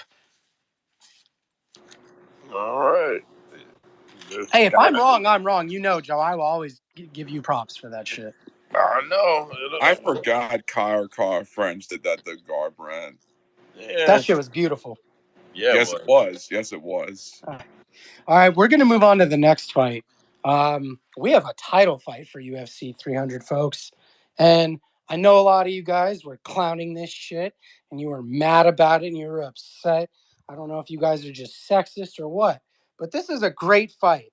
We have Zhang Wei Li defending her title against Yan Xiaonan, the first Chinese champion versus Chinese contender in UFC history. This fight is huge, guys. I am actually genuinely excited. You have two fighters who can strike very well. This is gonna be a fucking banger, guys. What's wrong with you guys?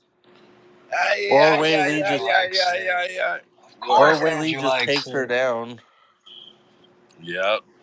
And then everybody's gonna be talking about how great of a grappler she is and how much she improved and all that other fucking nonsense. You skipped Jim Miller, Bobby Green? No, that's next. Oh, okay. Oh no, this is a great fight. I will agree with you, Andrew. But stylistically, I just see this fight for what it is: two strikers, but one of them has a grappling upside and has shown the ability to use it. So I feel like Whaley's gonna go in there and just slam her on her head. I don't Bro, the know. Yeah, and you don't power want to see difference, that. That's my point. Like, you don't the want to see that power shit. difference from Wei Lee, listen, the striking will not even be equal. Wei Lee is so much stronger that there it's a fucking layup for Wei Lee, in my opinion. It is a fucking layup. Like, she is gonna beat the shit out of her. Like you get mad at me all you want. As soon as they exchange, you're gonna see body language change. Wei Lee hits like a fucking truck now. She really changed who she is and what she is doing. When she lost, she took that shit personal. And she's fucking jacked. She kicks. Bro, Wei Lee kicks so fucking hard, I wouldn't let her kick me for fun. Like, oh yeah, go ahead. Like, no. Mm-mm. Bro, she's gonna beat the shit out of her.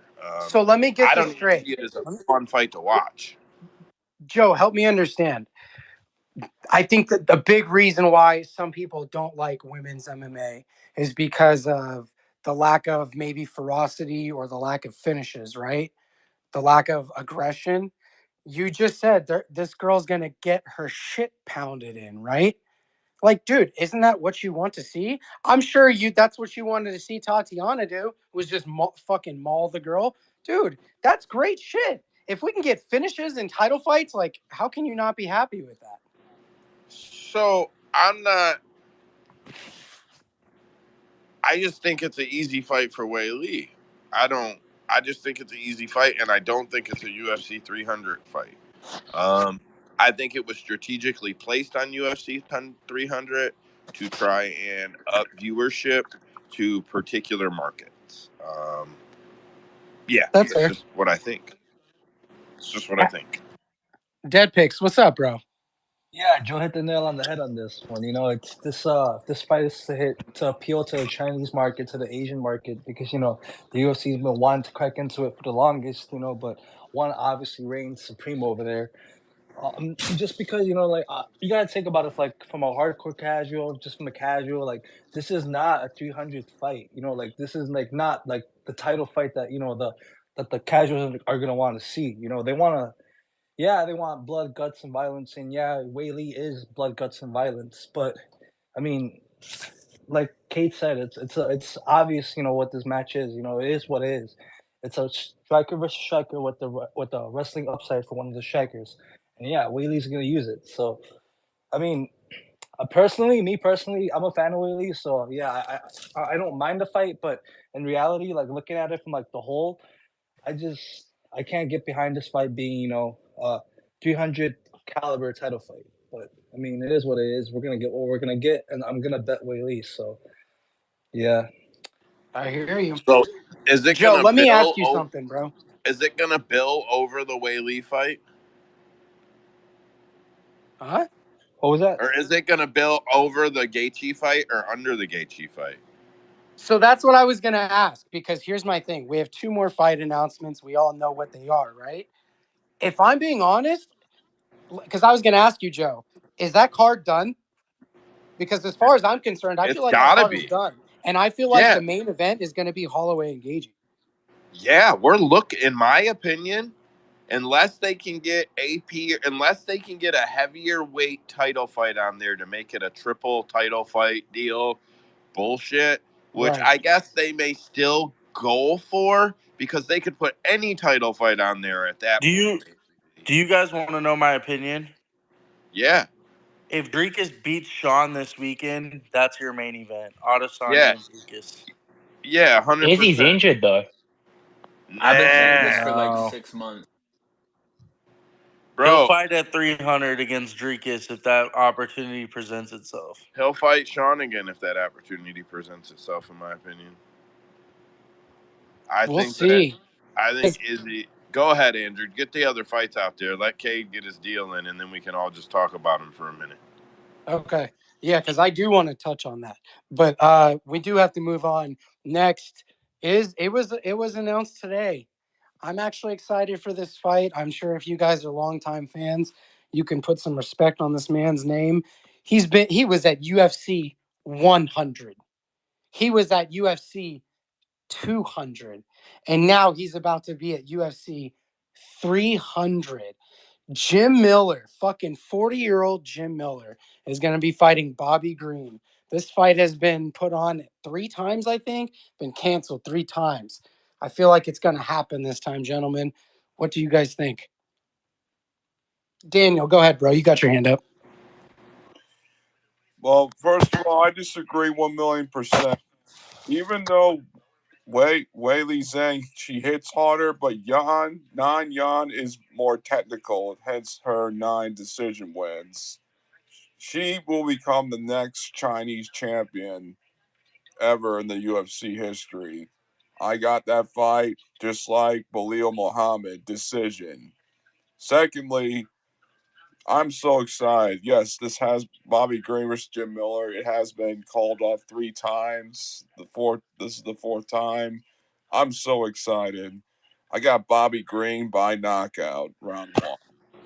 Bro, I gotta tell Usman to put the tweet up.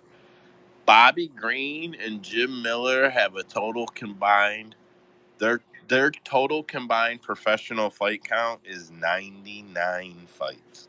Say it again. See, that is the real deal. Bro, Are you telling me this is about to be number 100? This is 101 combined, bro. This is Right. 101 combined. Like, that's fucking crazy. I will say this. It is destined. No matter what his career has looked like, if Jim Miller wins at UFC 300, he makes the Hall of Fame. No matter what, throw everything all the criteria out the window. If that man wins at UFC 300, he will make the UFC Hall of Fame. I give You know you what's crazy too? Bobby's a tough fight, but Bobby's a crazy hard fight for Jim, bro. I think Jim could pull it off, bro. On some, I don't know, man. That old man, dude. I don't put nothing past that guy. He's going to have to get the grappling going for sure. Yeah, so I think we might see Green hits harder. I think we might see fired up Jim Miller for the first time in a long time. I think he might come into this one fired up. This is actually big competition for him. Everything Jim needs to do on his feet, Bobby counters. Bobby has good in and out footwork. Bobby stands wide. Bobby's quick with the hands. Bobby can bob his head real well. He plays the range really well. Jim's got to be able to step in on you to knock you out most of the time. He is on the feet. He's a fucking problem for Jim Miller. Like Jim took a fight, in my opinion, a real fight. Go ahead, Average. I'm gonna say it. I think Jim Miller wins, and I'm interested to see what that knockout did to Bobby Green because he took a lot of unnecessary damage. So I think Jim Miller. I'm really happy that he's going to be on 100, 200, and 300. I'm really excited for him, and I think he gets the win. Yeah, me too. I really, really do. And I love Bobby Green, but I hope Jimmy gets it. YB, because I think he was first, then Daniel. Jim Miller, round 2, guillotine. Yeah, that sub, bro. Bet that sub. If he's going to beat Bobby Green, Bobby's that's got this how. one. Yeah, and I like Bobby too, but it's just not going to happen. I think Jim is taking his career more seriously than Bobby is at this point, which is weird because I'm pretty like Jim's older or whatever, but I don't know, dude. Jim's got really good energy. Bobby's just kind of like, I'm gonna show up, I'm gonna do some cool shit, get a check, go home. Nah, I'm gonna tell you, bro. For the fans in person, I've said it before. I say it every time. Bobby Green is a fucking superstar, bro. Ask Andrew. We went to International Fight Week. Ask him the only fighter that had to run off stage with people chasing him. The only fighter. Dude, he got mobbed. Bro, mobbed. He had to run off the stage, and they were fucking mobbing where the other line was supposed to be trying to get to Bobby Green, bro, as he ran out of the building. The Bobby I only Green, other agree. I person I just don't remember think there, Bobby's taking it serious. the only other person I remember them mobbing out the door was fucking Izzy. yeah, that's fair. But Bobby was legit had to run out the building, bro. It was one of them things they clown DC like because he fake runs out the building every year, like so that they can camera record it, bro. We watched Bobby really have to do that shit. Like it was crazy. It was crazy. So, yeah, I get why he's on 300. I get why Miller's on 300. Like I fully understand their placement on this card. Bobby Green is a hell of a fight for him, though. Man, Bobby's 5'10", he's 5'8". I don't know the reach difference, but it's got to be significant. Go ahead, get that last one off for Kate, and then we'll let Daniel get on the mic for both of them. Well, we know what the next one is. It's going to be the main event, most likely. We have Max Holloway and Justin Gaethje for the fake BMF belt. We're going to let Cade lead this Yeah, one. thank you. Cade, go ahead, bro. Who you got winning this one? You guys know I love Gaethje and I love Holloway. But Justin's my boy, so I obviously am going Justin. I don't really like the matchup, to be honest with you guys. I don't. Um, it's crazy to say this and really put this into perspective, but like this reminds me of a lot of like Justin and Tony, like where I feel like this is possibly career breaking for a guy like Max. Max, everyone says, "Oh, well, he hasn't been dropped. He hasn't been knocked out." That's great and all. He's been hit with the most significant strikes as well, still never been dropped or knocked out, but I just don't see where you can stand in front of somebody like Justin Gaethje and get hit like that and not go down. So I think Justin's gonna be the first one to knock Max Holloway out. And the other reason I don't like this fight is because I feel like Justin earned a title shot. But that's just me. But if he goes in there and makes slight work of Max Holloway, then like we were talking about earlier, he might get that shit in June. So, but yeah, there's really nothing to talk about for this fight, in my opinion, bro. I think Max is moving up in weight to fight one of the best 55ers in the world, and that's probably what that fight's exactly going to look like. So, Daniel. Before I say my pick, here's a fun fact. Some of y'all may not know. Bobby Green's last submission loss was all the way back in 2009. Did y'all know that?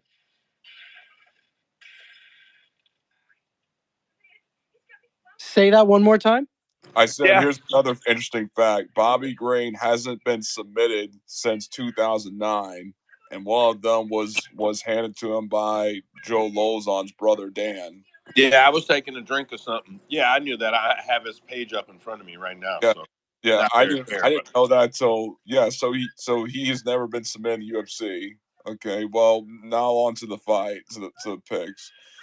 So yeah, like I like to reiterate, Max Holloway. Yes, he's never been knocked out, but Justin Gaethje is the highlight for a reason. Did you know in his MMA debut he slammed the guy in round 1 and won? That tells a lot. I mean, he defended the World Series of Fight title by both a leg kick win and a head kick. I'm telling you, Justin Gaethje will either head kick Holloway or take out his legs. He will embarrass him. He will say, "This is my aisle now, not yours anymore." Just like Killmonger did to T'Challa. Is this your king? No. I'm the king now. I guarantee. average. Oh, my bad, Daniel.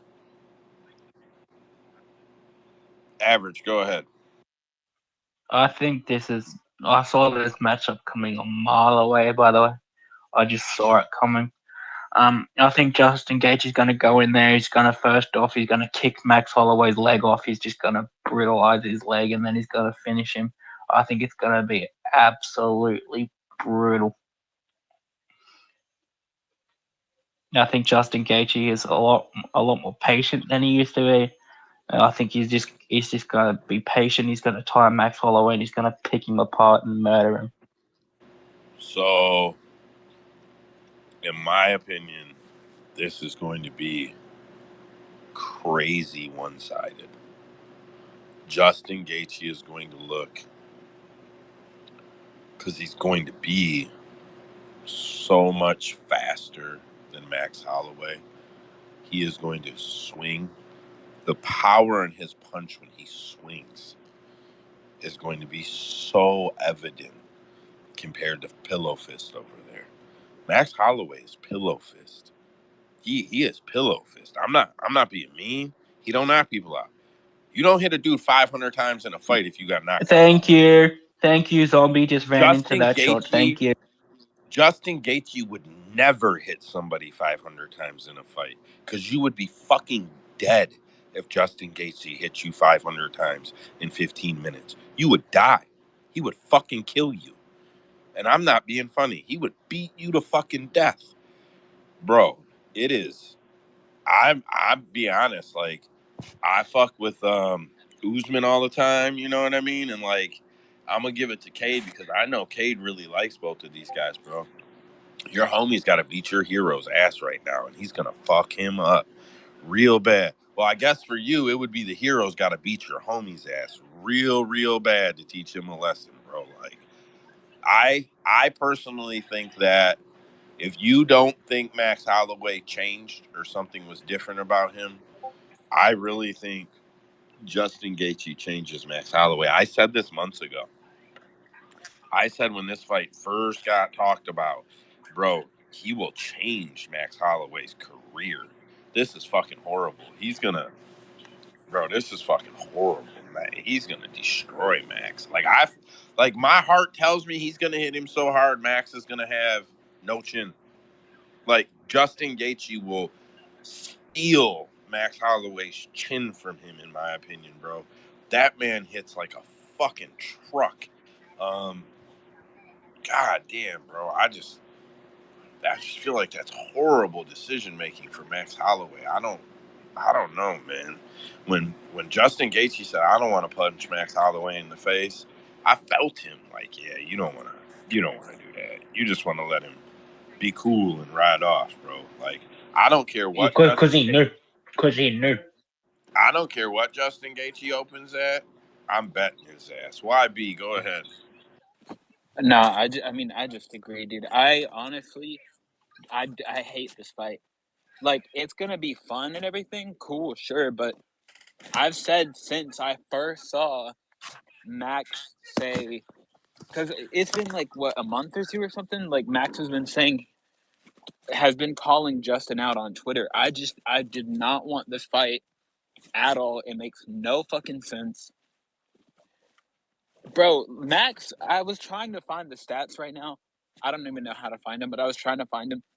He absorbs like at the very least, dude, 200 punches every single time he Oh, bro, fights. I've done this math before. So he has one of the highest outputs in the UFC. He also absorbs in like the top 5 in history of Yeah, the you just can't UFC, you bro. can't He takes so much damage, bro. and I get the whole like he's got head movement, he's fast, he's slick. Bro, Then but how's you he get hit can't. so fucking much, Yeah, bro? you cannot take that many punches from Gaethje, bro. You can't fucking do it.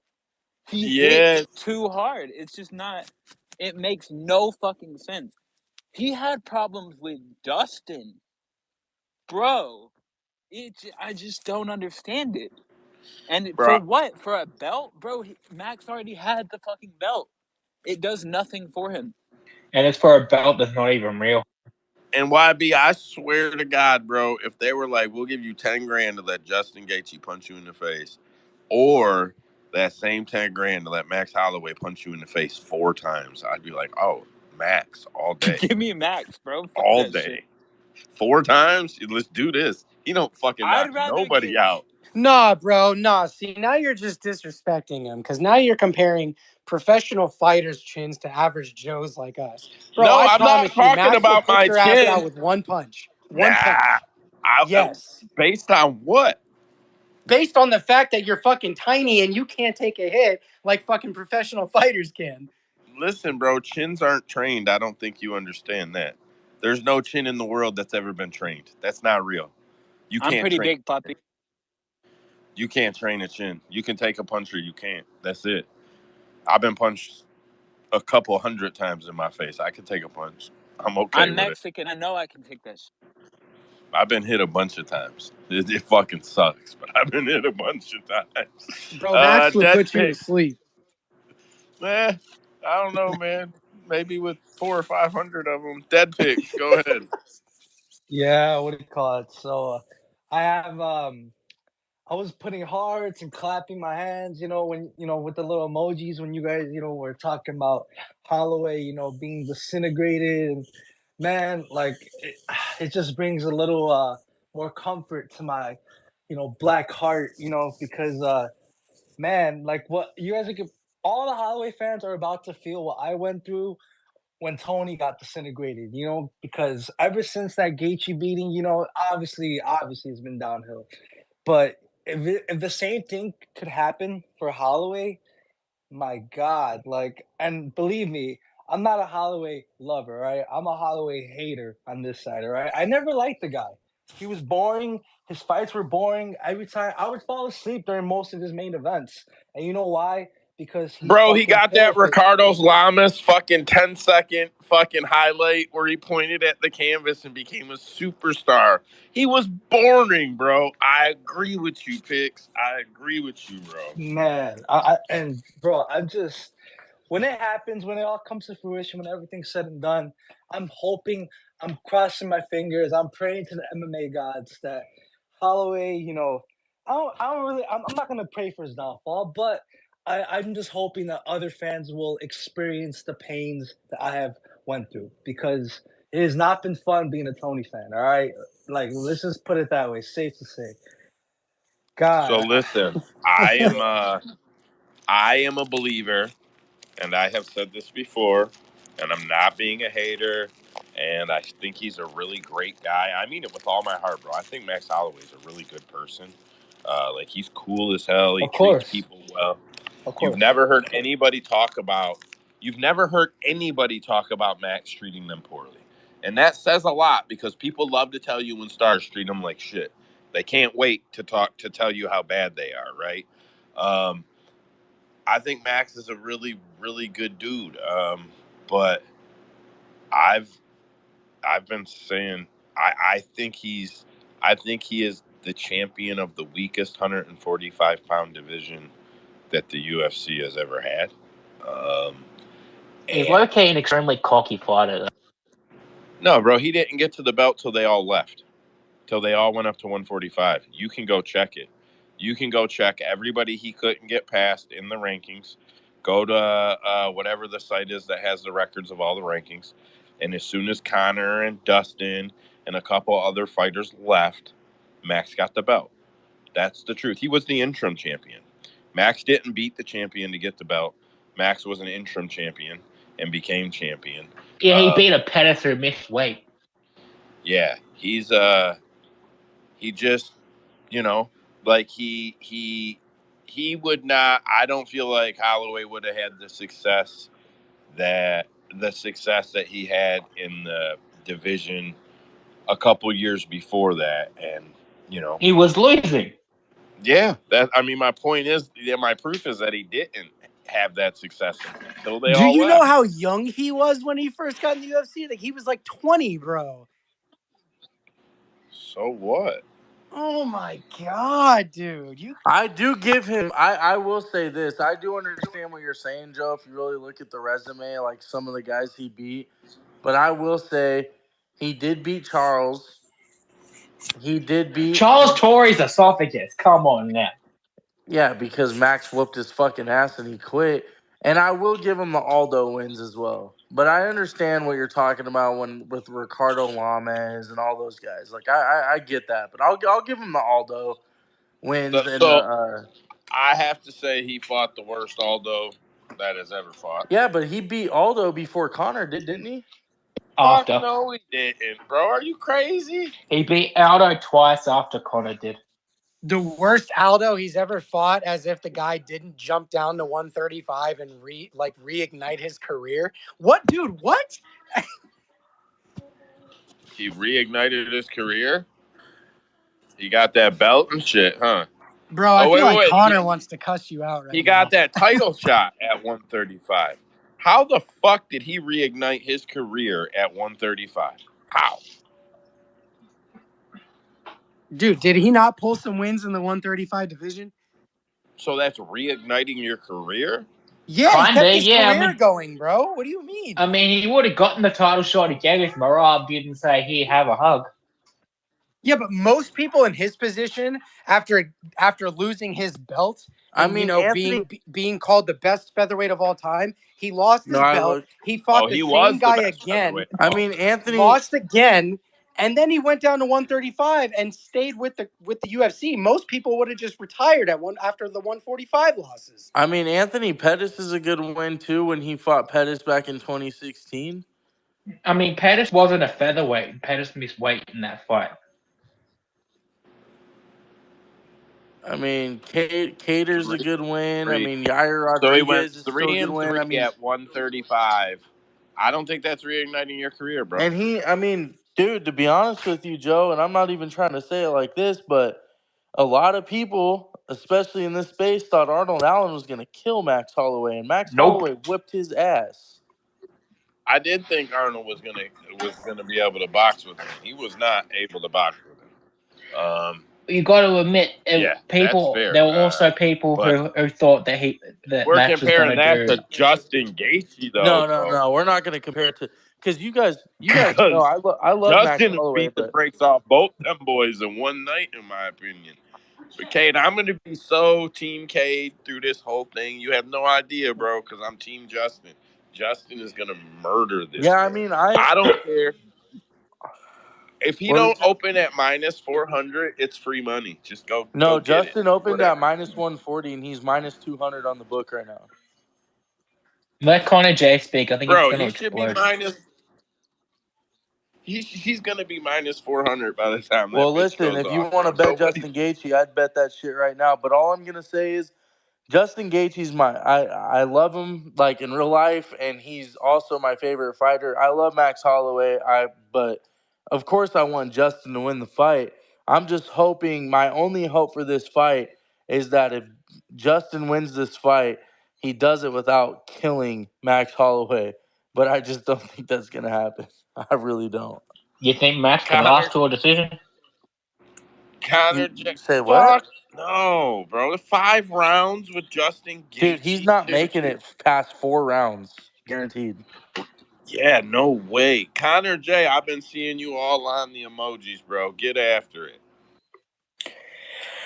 Oh my god. I don't even know where to start. For one, I think Justin's gonna win. I don't like this fight for Max. He's taking a lot of punishment, and this is not the dude to go against. But with that being said, this is some of the most disrespectful shit I've ever heard. The shit that y'all been saying about Max Holloway, like he's a boring fighter, not true. He's entertaining. And Joe saying that he like wasn't a legit champion because he didn't beat the champion. I mean, he beat Aldo twice. Aldo got given the title after beating Frankie Edgar for the interim after Boring ass Connor fighter. relinquished it. And by that same logic, John Jones He is didn't not the relinquish. heavyweight He was champion right stripped. now because he didn't beat Francis. So He He's didn't not. No. relinquish. He was Let's be very stripped. clear. It's I've objective, admitted bro. He's boring out as loud, fuck. John Jones is not the lineal champion. The lineal champion is Francis Ngannou. If you track that belt good. back to the day it started, who beat who, even when it went to Pride, and then it came back 4 years later, and all that It's still shit. Francis. That lineal champion is Francis Ngannou. I say that shit. I'm fair about it. Good. I'm just keeping, I want to keep it consistent. Also, Max has great wins. I don't know what that the context around that, but he has great wins even after losing to Volk. like Yair, Arnold Allen, Calvin Cater. Calvin Cater is super underrated, and he beat the absolute dog shit out of him. He also beat Brian Ortega when he was on a roll. He beat Frankie Edgar free. Like he's one of the best fighters of all time, let alone best like champions in that division. Like he is I being mean, he beat a past his prime, Frankie Edgar. he beat Frankie was still good at that time. He didn't beat the Frankie that like Chris Gutierrez fought. Frankie was still good. That wasn't the best Yeah. Frankie, but it was still a good. He was still a good fighter. He's just getting. I mean, Max You is said just. you said you said he beat a good Frankie Edgar. You mean a Frankie Edgar that was at that point had been knocked out 2 fights previous by Brian Ortega, and then after he lost to Max, went 4-1 in the UFC before they let him go, or This one was and the four, stage. one and This was the four before stage they where they let were him go. giving Frankie title shots just to give Frankie title shots. I'm not saying Frankie was good after that fight. I said Brian that he was good. Ortega, He who was is a good one fighter and at that two, time because of the fight. Did you watch the fight with Max? yeah. He put up a good fight. It wasn't an absolute beating. No, He he put up. didn't, bro. That's the worst beating in UFC fucking history. Who? Like, well known. He beat Max Brian versus Ortega Frankie so is bad they stopped the Joe. fight. Max versus Frankie is the worst beating in UFC history? Oh, I thought you were talking about Brian, bro. No, Versus no, no, no, no, no, Frankie? no, no, no. No, I'm saying that Frankie at that time was not the best version of himself. But in that fight, he put up at least a decent performance. So, But bro, yes, He still you're after wasn't that, saying that that after good. Max that, Holloway had a decent performance put up by a guy who went on to get knocked out in 4 out of his next 5 fights. Knocked yes, the fuck that's out fine. in 4 Yeah, out of but his next 5 and fights. Connor, this was the stage Was where they still were good. giving Frankie title shots just for the sake of giving I'm Frankie not Edgar saying title that Frankie shots. deserved the shot. I'm not saying he should have gotten the fight. I'm just saying in that fight he fought a good Frankie. I just think Max is getting hella disrespected. And I don't know how. I mean, his career has been amazing. He's a great fighter. He's got great wins. I know that we all don't think he should be even fighting Justin just for his health. And I don't think he's going to win. I don't think anybody here is going to bet on Max.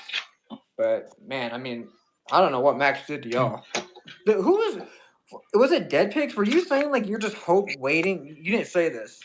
But you want people to, like, experience Yeah. the Tony Ferguson downfall that you have, like, for Max? I just don't like him, bro. He's boring. Just because you like him and you think he's exciting doesn't mean I have to be like, oh yeah, he's exciting. I'm not saying you have to like him. I'm saying, like, wanting him to have a Tony Ferguson downfall is pretty crazy.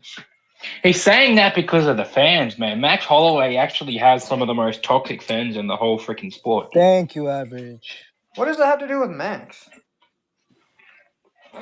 Those are the fans that he encourages to have. Encourages fans to say stuff? I don't even see Max fans go crazy.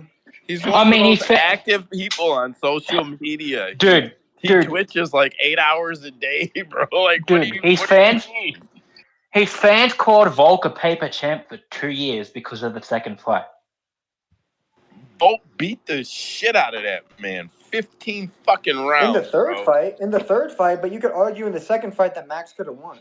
He Okay, didn't so know. in those 15 rounds, tell me which rounds that Max won. 2 of them. None of them. 2 of No, them. he won at least 3 of them. So, okay, Which you one? give him 3 rounds, that I'll means be Volk honest with won you guys. 12. I'm just gonna come in here and say I'm not saying yes. I I think Volk's. I'm not I arguing think that Volk is not the better fighter. Volk is clearly the better fighter. I think But Volk is clearly the better fighter, but I thought that Max Holloway edged out the second fight. But I yes, thought that's what Volk I'm won the saying. The first, third fight completely and he skews that rivalry. dominated. He dominated the third fight. The second fight honestly could have gone either way. I think Max edged Yes, it out. That was exactly. me personally. But I think Volk winning is not an upset or a robbery. I think it was a close fight. But I do think Volk is the better fighter, hands Yeah, and down. his But fans were pricks about it for Exactly. 2 years. That's just what Dead is saying. All right. So we've drugged this fight. It's 12:05. Oh God, this was a fucking wormhole. This one here. Hey Joe. Hey Joe. I'm just saying you can't say it was because of me this time. No, it's just one of them topics, bro. It's hard. Andrew, are there any more fight announcements? No, thank God. All right. I'm looking at the space now. All right, we're gonna wrap this up in 24 minutes, no matter what. Chimaev appeared on a podcast and sent a warning to champion Sean Strickland. What's interesting Oh, is they're that he just commented that he was promised the title fight next from the UFC. Chimaev also says shit like he fights for all Muslims, which is it's very I don't know you have to understand things to understand why that's shitty. And then he also thinks he could beat John Jones. Like I'm starting to feel like he's a fucking idiot. Saudi Arabia was moved. We covered that. Sean Strickland, who? Sean Strickland thinks that steroids should be a lifetime ban. He says tainted supplements are one thing, but if you're caught on the hard stuff, lifetime ban. I can't even do it with that guy. Like he says some of the oh God, this guy. Like slip him a Trinidad ball, get him banned Yeah, for. this is also the same guy who said he's gonna stab Dricus. I know he's gonna stab him if he brings it up. I heard. Jesus Christ, he's such a fucking. He's so dramatic, bro. Daniel, I see you with your hand up, bro. Go ahead. Seriously, like, why are y'all hating on this fight? Why are y'all saying Justin Gaethje won't like it?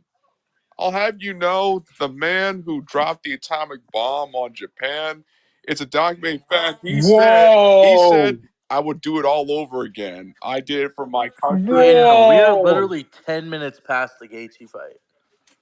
Dude, I'm just saying, some of y'all are delusional and a Too little soon. bit Too soon. sensitive. Get Too over it. soon. Choose a fighter and go to Home Depot, get a ladder, and get over it.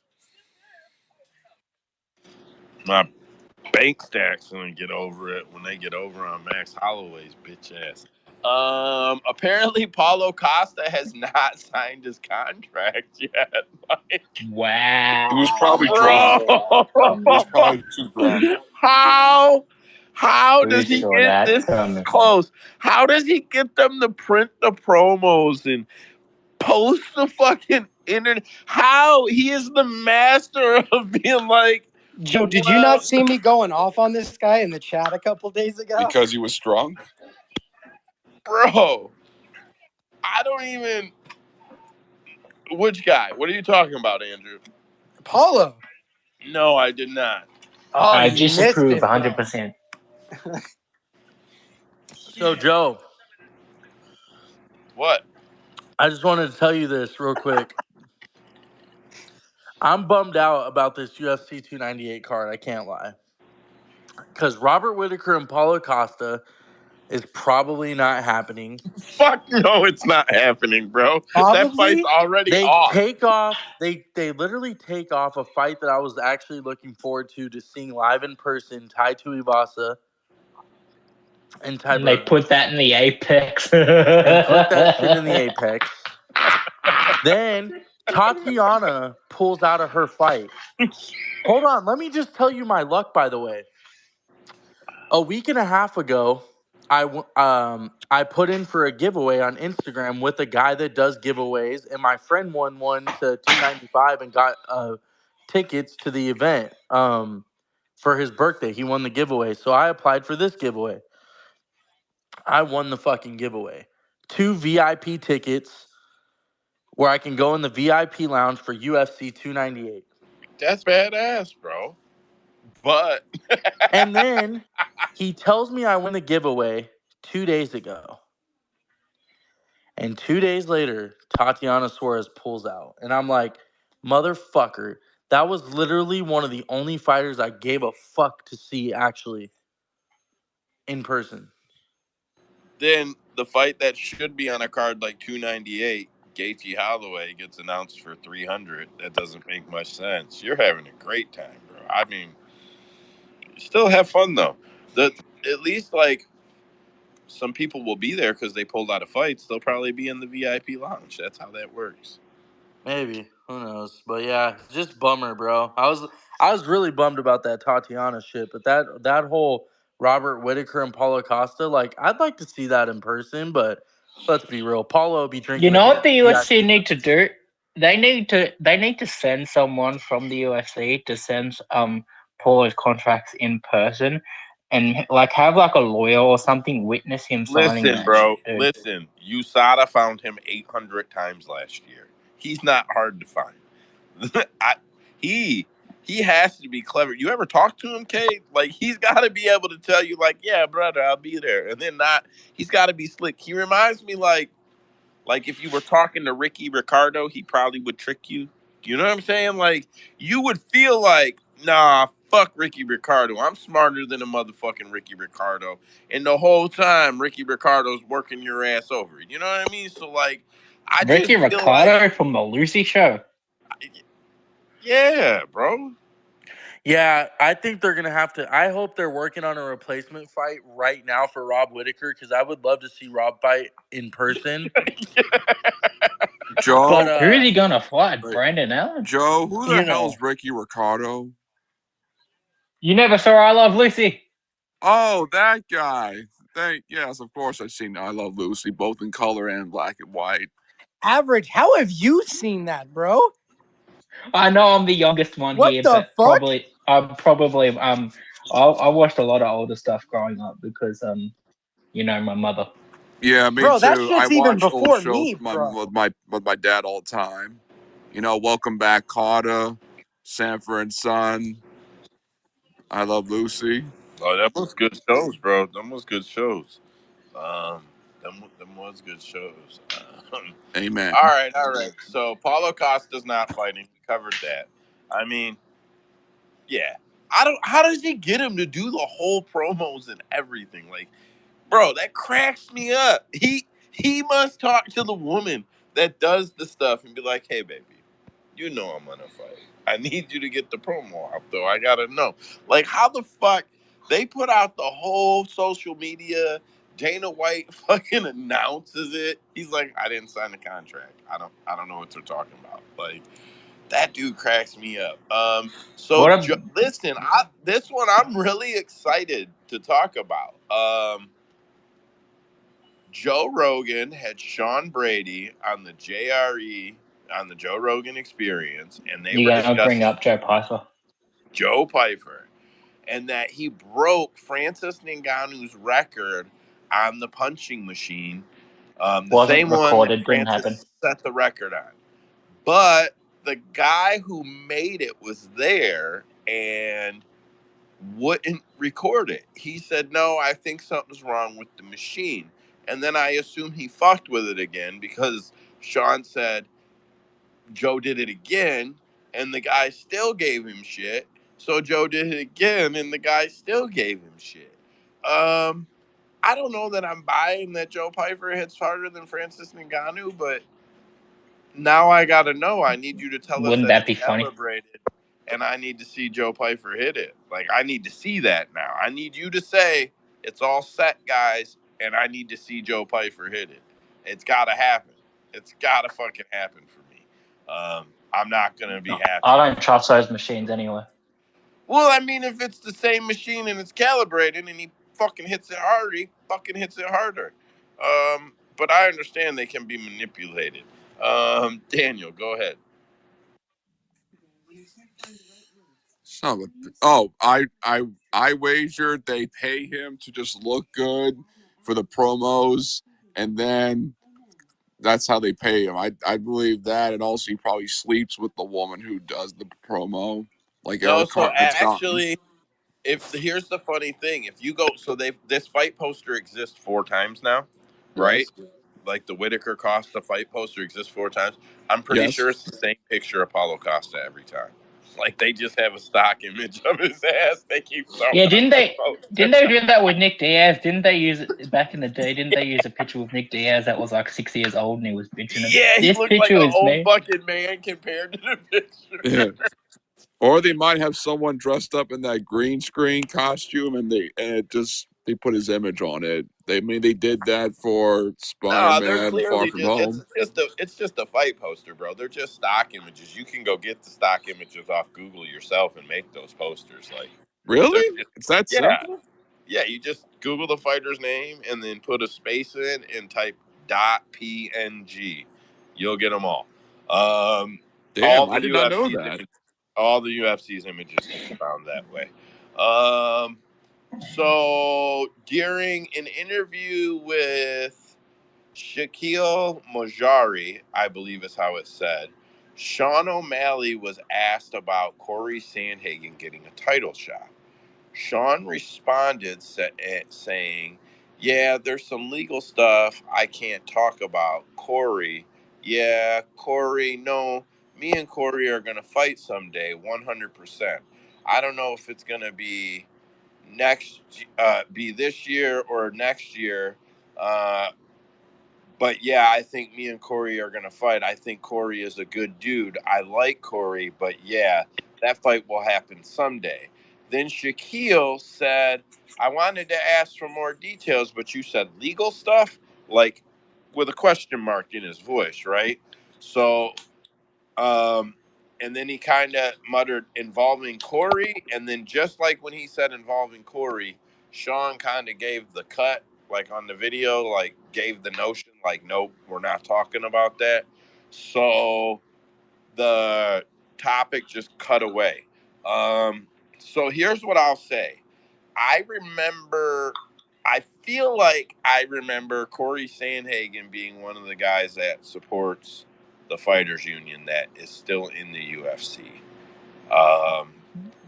I believe that Corey Sandhagen is very bitter about some things that happened, even judging not in fights that he was in. He gets really, really upset about it, like Dominic Cruz upset. And if anybody was ever going to sue the UFC for a title shot, the first thing that came to my mind when Sean O'Malley said there's legal stuff and implied regarding Corey Sandhagen is, I thought to myself, that motherfucker is suing them for his title shot.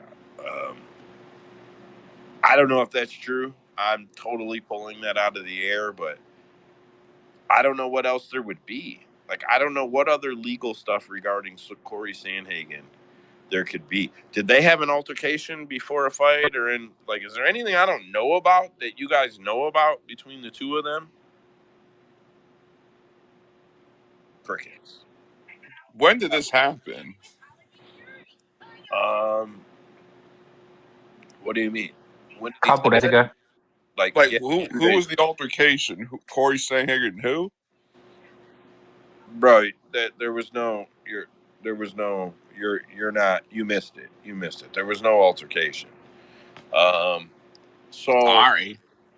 no, it was a whole thing with a podcast I read out. So, um, yeah, so O'Malley basically said there's legal problems regarding Corey Sandhagen. I don't know what that shit means, but if Corey Sandhagen is suing for a title shot and that shit happens, the landscape of MMA will be forever changed. How? What do you mean? Does he So, have legal precedent to do that, Joe? um, he could set precedents.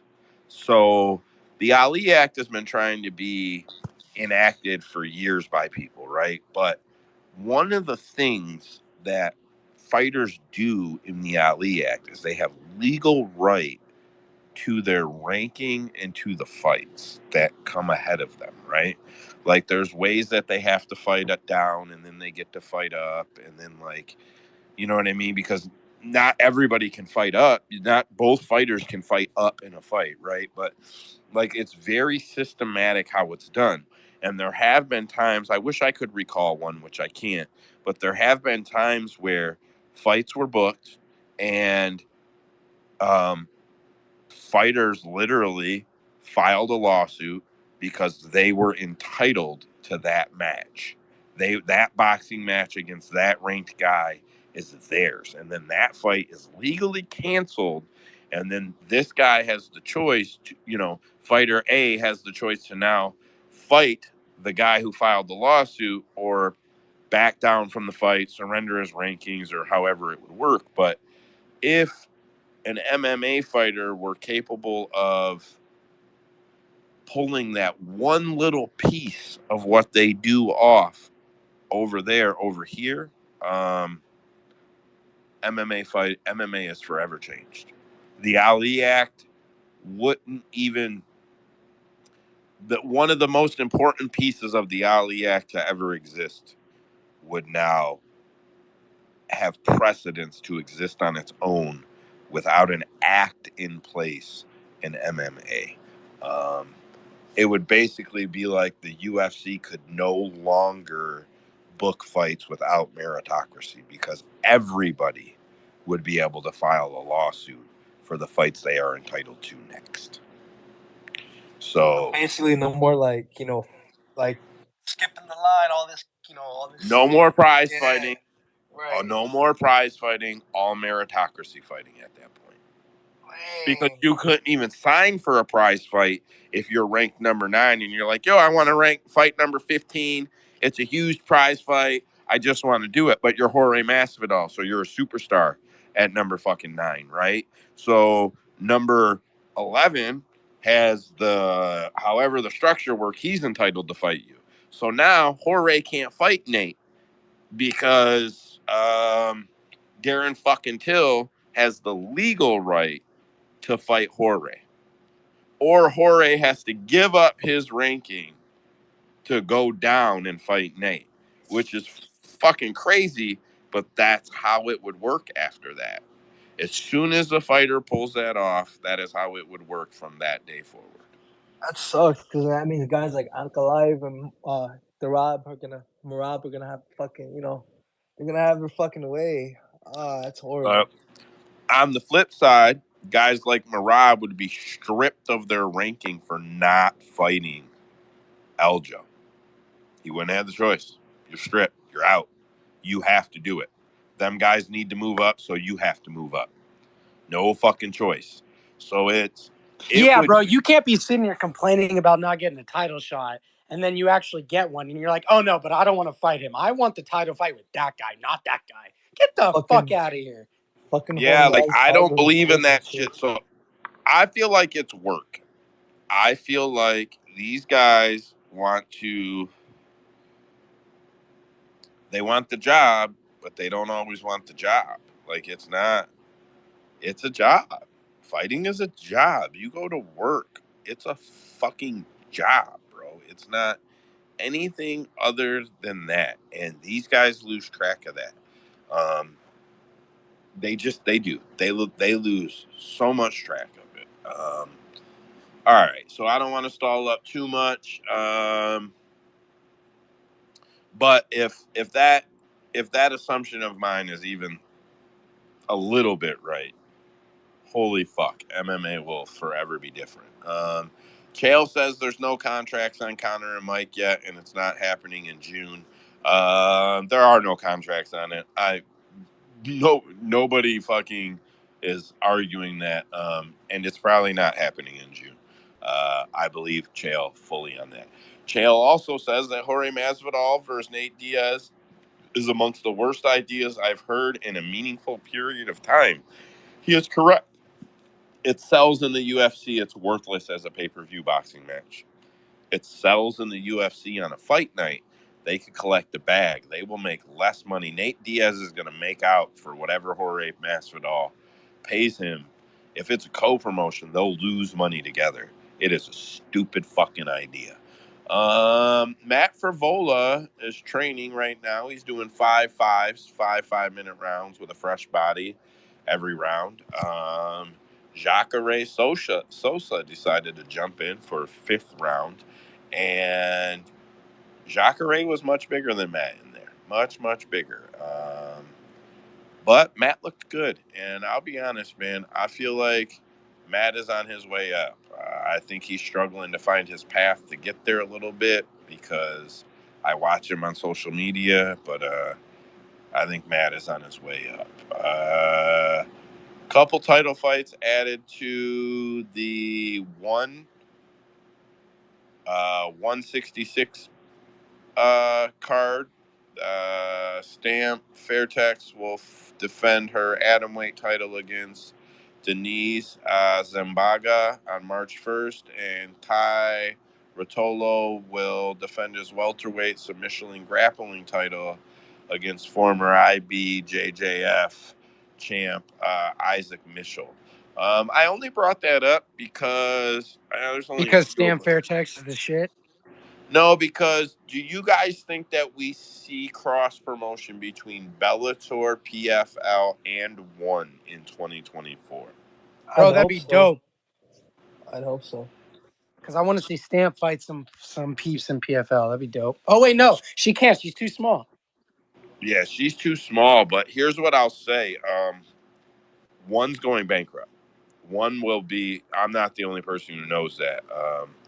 ONE will be out of business in 2025 if they're lucky to make it that far. Every analyst, everybody who's on the inside, if you follow and listen, whenever it's whispered about, tweeted about, talked about, or analyzed in a post, um, everybody knows this is it for them. Unless they can find an ass load of money to be invested, um, they're done. They're fucking broke. He spent it. He spent over $500 million that I know of. I think it's closer to $750 million, and they're losing money. They're not making money yet.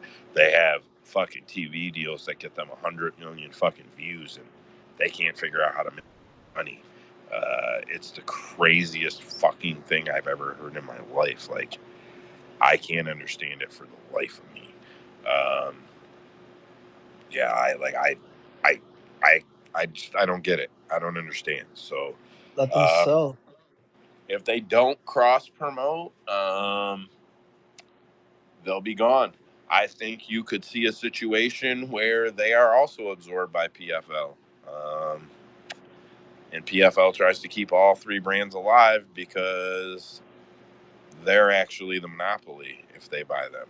The UFC is not, and PFL is. So, and that's the truth. You came in and bought up two of the three biggest competitors. Yeah, But how would they be a monopoly if they have a competitor that's still bigger than them? they're monopolizing the market. So you can't go in because a guy is big and buy everything else around and surround him. That's not allowed either. Like God, that's still monopolizing. You can't say Walmart is so big, here's what we're going to do. We're going to build a grocery store half a mile away from all their stores, and then we're going to buy every other grocery store in America. So that way it's us across the street from them and we own everything else. That's still monopolizing. Even if they're making more money than you, like, it's still like you can't do it. So it's a weird fucking spot for PFL, but I think ONE tries to get the same deal where they become equitable. But Chatri is much smarter. He will want a piece of what PFL does for what he gives, but I think it could happen. I seen Connor's hand up. You can go ahead, Connor, and then dead picks. Either way. Connor, go ahead, bro. Do you want to? Yeah, I think. No, I still think the UFC would still be the much. I think they would still be the monopoly in the sport. I think there's a reason why they're not going after Bellator or why they wouldn't go after ONE is because they don't need to. They're still going to be the biggest sport. They're still going to make the most money. So I just don't think that because PFL would get these other brands, these other promotions, like they need to do that to even like break even or like start making a profit. The UFC like doesn't need to do that even a little bit. Yeah, but the UFC is full structured. They're I don't want to go into it, but it's the PFL. I don't know if you've listened to the Don Davis interview or if you've read anything wrote about what they plan to do, the PFL essentially wants to own the minor leagues, the major leagues, and the world stage. They're very public about that. He wants to own the lowest level of competition to the highest level of competition, and he wants it to look like all the lower promotions bring their champions, and he wants it to look like that, but he wants to own them all. He doesn't want it to be how the UFC brings so like where the UFC could counter it is just by allowing them guys to bring their belts with them and carry them with them. Bring your Cage Warrior belts with you. You can call yourself the Cage Warrior champion until you get knocked out over here, and then that belt goes back over to them. You can call yourself the Invicta champion until you get beat here, and then it can go over to them. The UFC could counteract that just by letting people bring their belts with them. But what the PFL wants to do is basically own Cage Warriors, own Invicta, own Fury. They want to own all of them at that level. Then they want to own the next level, which is like what they would consider national brands. They want to own all of the national brands. And then when all of those national brands compete on the world stage, they want to own that too. And they're very fucking clear about it. They want to have a monopoly on MMA. Dead Picks. I know I overtalked you, bro. Did you still want to get in? No, yeah, you didn't even answer anything I was gonna ask. Essentially, so I mean, wouldn't it just be smarter? All right, so let's say Chatri does sell to to the PFL, and everything is sorted out, whatever. Wouldn't it just be smarter to just break off everything into like one brand, specifically PFL? But I guess you did answer my question in theory because you said they do want to monopolize. So I guess they could like have like Bellator and be like have be like different like leagues, like one be like the feeder league, one be like Bellator be like the middle league, so. But yeah, I mean, obviously, wouldn't just be a lot of rebranding and whatnot. And plus, I mean, So they would. Bellator is very temporary, Dad. It's very, very temporary, bro.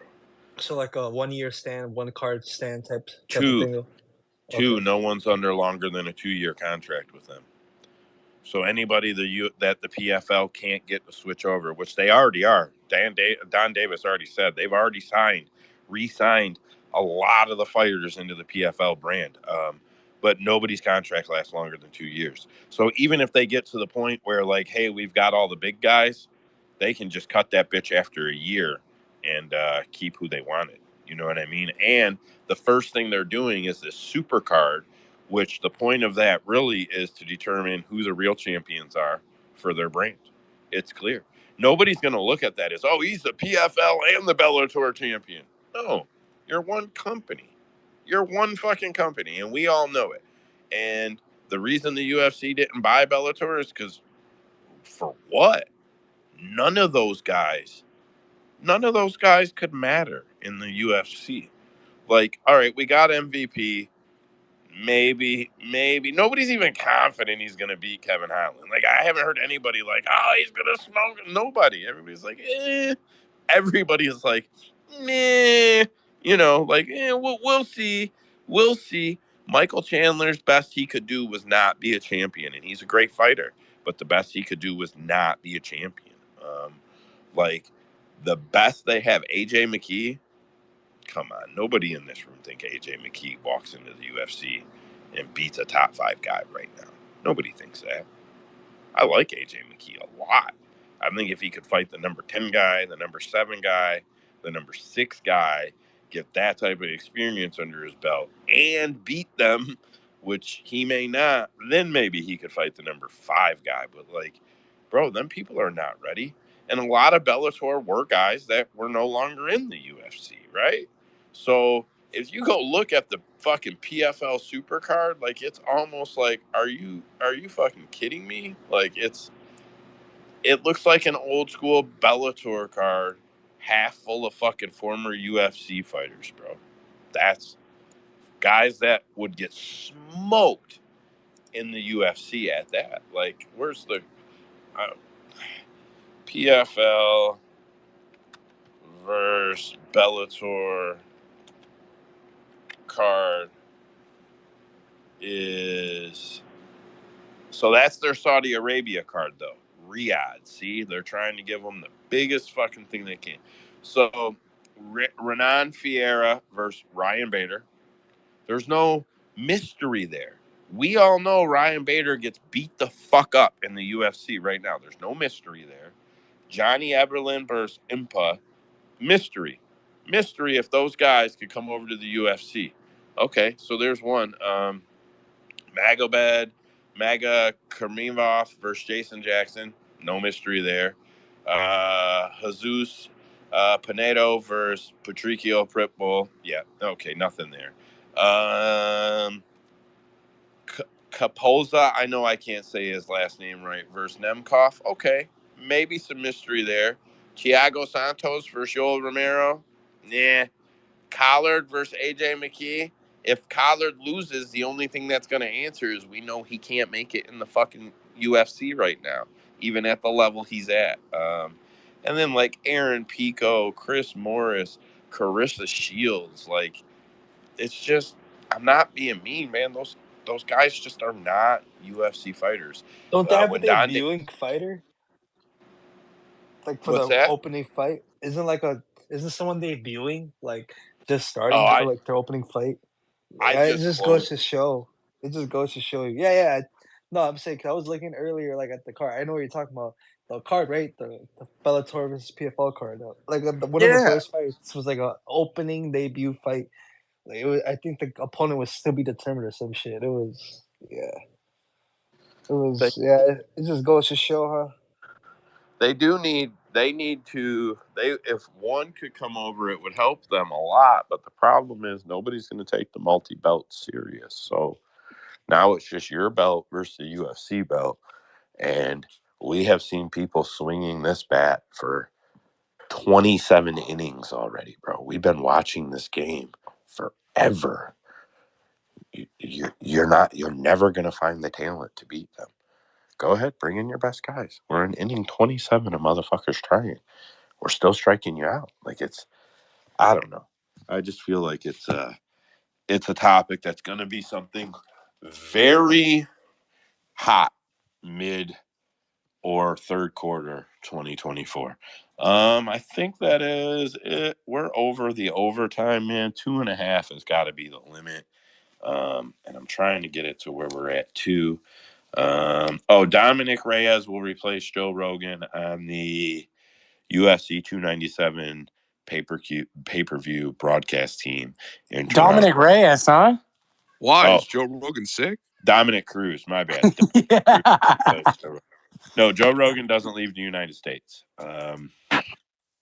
Dude, I was actually surprised by that because I know he only does United States, but I figure Canada's right there, bro. They don't allow weed and they don't allow guns. And yeah, he's super fair. gun, super weed, and super all his rights. And I don't know, like I think people overlook that Joe Rogan is one of the highest profile people on the planet. I think we all just take for granted that he's a UFC announcer. Ha ha ha, whatever. Yeah, smokes weed. Good guy, does LSD in a podcast. Good. I don't. Joe Rogan's podcast reaches more people than any news broadcast on earth. I know. Weird, isn't it? A matter of fact, you can take any 2 news broadcasts on earth, and they still do not reach the amount of people that Joe Rogan reaches. He is absolutely, positively one of the top profile people on earth as far as speaking, people, but opinions, right? Like people have, bro, I guarantee you, Joe Rogan gets reactions, like emotional reactions out of people just by them seeing him on a regular basis, whether it's against something he said or for something he said. But he talks about so many topics in such depth that like people love him. Like, I don't want to compare him to Trump, but like at that level of people liking him and disliking him, he is really at that level, and he is that recognizable. Like, it's hard for me to be like, yeah, you know, the old white guy that fucking announces the UFC for 25 years is one of the most polarizing figures on all of Earth, and we don't even know it because we just watch fucking UFC. But I wouldn't leave the country if I was Joe Rogan either. You'll notice, pay close attention. Dana White goes to new places for a week, right? He goes there, he spends the week there. When they sign the contract in Paris, when they signed the new deal with Abu Dhabi, he does the whole week there, and it looks real good, and he embraces the culture. You gotta come here, it's amazing, in his videos, and he talks about the food and the hospitality. He literally says all that shit like a promo, right? Then pay closer attention. When it's not those debut weeks, you'll literally hear him say things like, "No, I'm walking out of here and getting on my jet and going the fuck home." He said it at the press conference a couple of times. No, I listen to Joe Rogan more than I listen to CNN, so you're around that. Oh, bro, no, it's a proven fact. Joe Rogan I know. yeah. That's what makes him better. Yeah. But what I'm saying is like, even Dana White, who owns the company, who's putting on the things over there, when he's not putting on these debut weeks, because of his profile level, and how unprotected you are in some other countries, you'll hear Dana White say they're like, "Dana, are you staying? Are you doing this? Are you doing that?" The last time I think he was in Saudi Arabia, he made like a shitty comment, and I think he got a little backlash. But he was like, because the way he said it, he was like, "No, I'm getting the fuck out of here. When I walk out of here, I'm going to get on my jet or something." And like, it was like, "Damn, Dana, tell us how you really feel about it over there. Like, let us know, motherfucker." But you just got to figure people of that high a profile with that type of opinion surrounding them, it's got to be hard to go out in public. Dana White vacations to big houses by himself. You know, like, just weird. Anyway, that's all I got for tonight. We went over by 42 minutes, in my opinion. Tune in on Friday night. We'll do the fight card breakdown. Hell yeah. That's the best space we got, man. We kill it in there. Lots of good bets. I don't think any of us lost units last week by the time the live bets were all done and everything. I made a small profit in units. Trace killed it. I don't know where Dad finished or where Andrew finished exactly, but we do pretty good in that space. It's a real good one Friday night. So get in there, boys. That's all I got, man. That's it. CapMA.com, people. Go to the website, go for the parlay calculator, go for the news, go for your resources, help you cap your own fights. I'm telling you, boys, it's all free. It's all ad free. There's no scams. There's no signups. You may see a little Patreon, but we're not there yet. I mean, yeah, check it out. You know, if you want to donate, because a lot of these features, you know, they don't pay for themselves. But you know, we're still to add some stuff on there. But you know, it's still free. You can still sign up for it. You know, see what's up. Check out what's up with the bet tracker and whatnot. But yeah, go to YouTube, check it out. I know if you're listening on the space right now, you're probably listening on the replay. Give us a little sub on YouTube. You know, it helps. It goes a long way. You might see a lot more, you know, TikToks from Usman on there.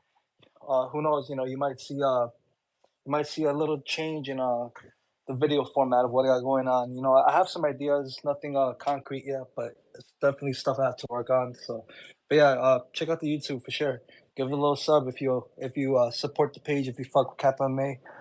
But yeah, CapMA.com, CapMA on the YouTube, and CapMA on X. Fuck with us. Appreciate you guys. Also, fuck Tom Nolan for killing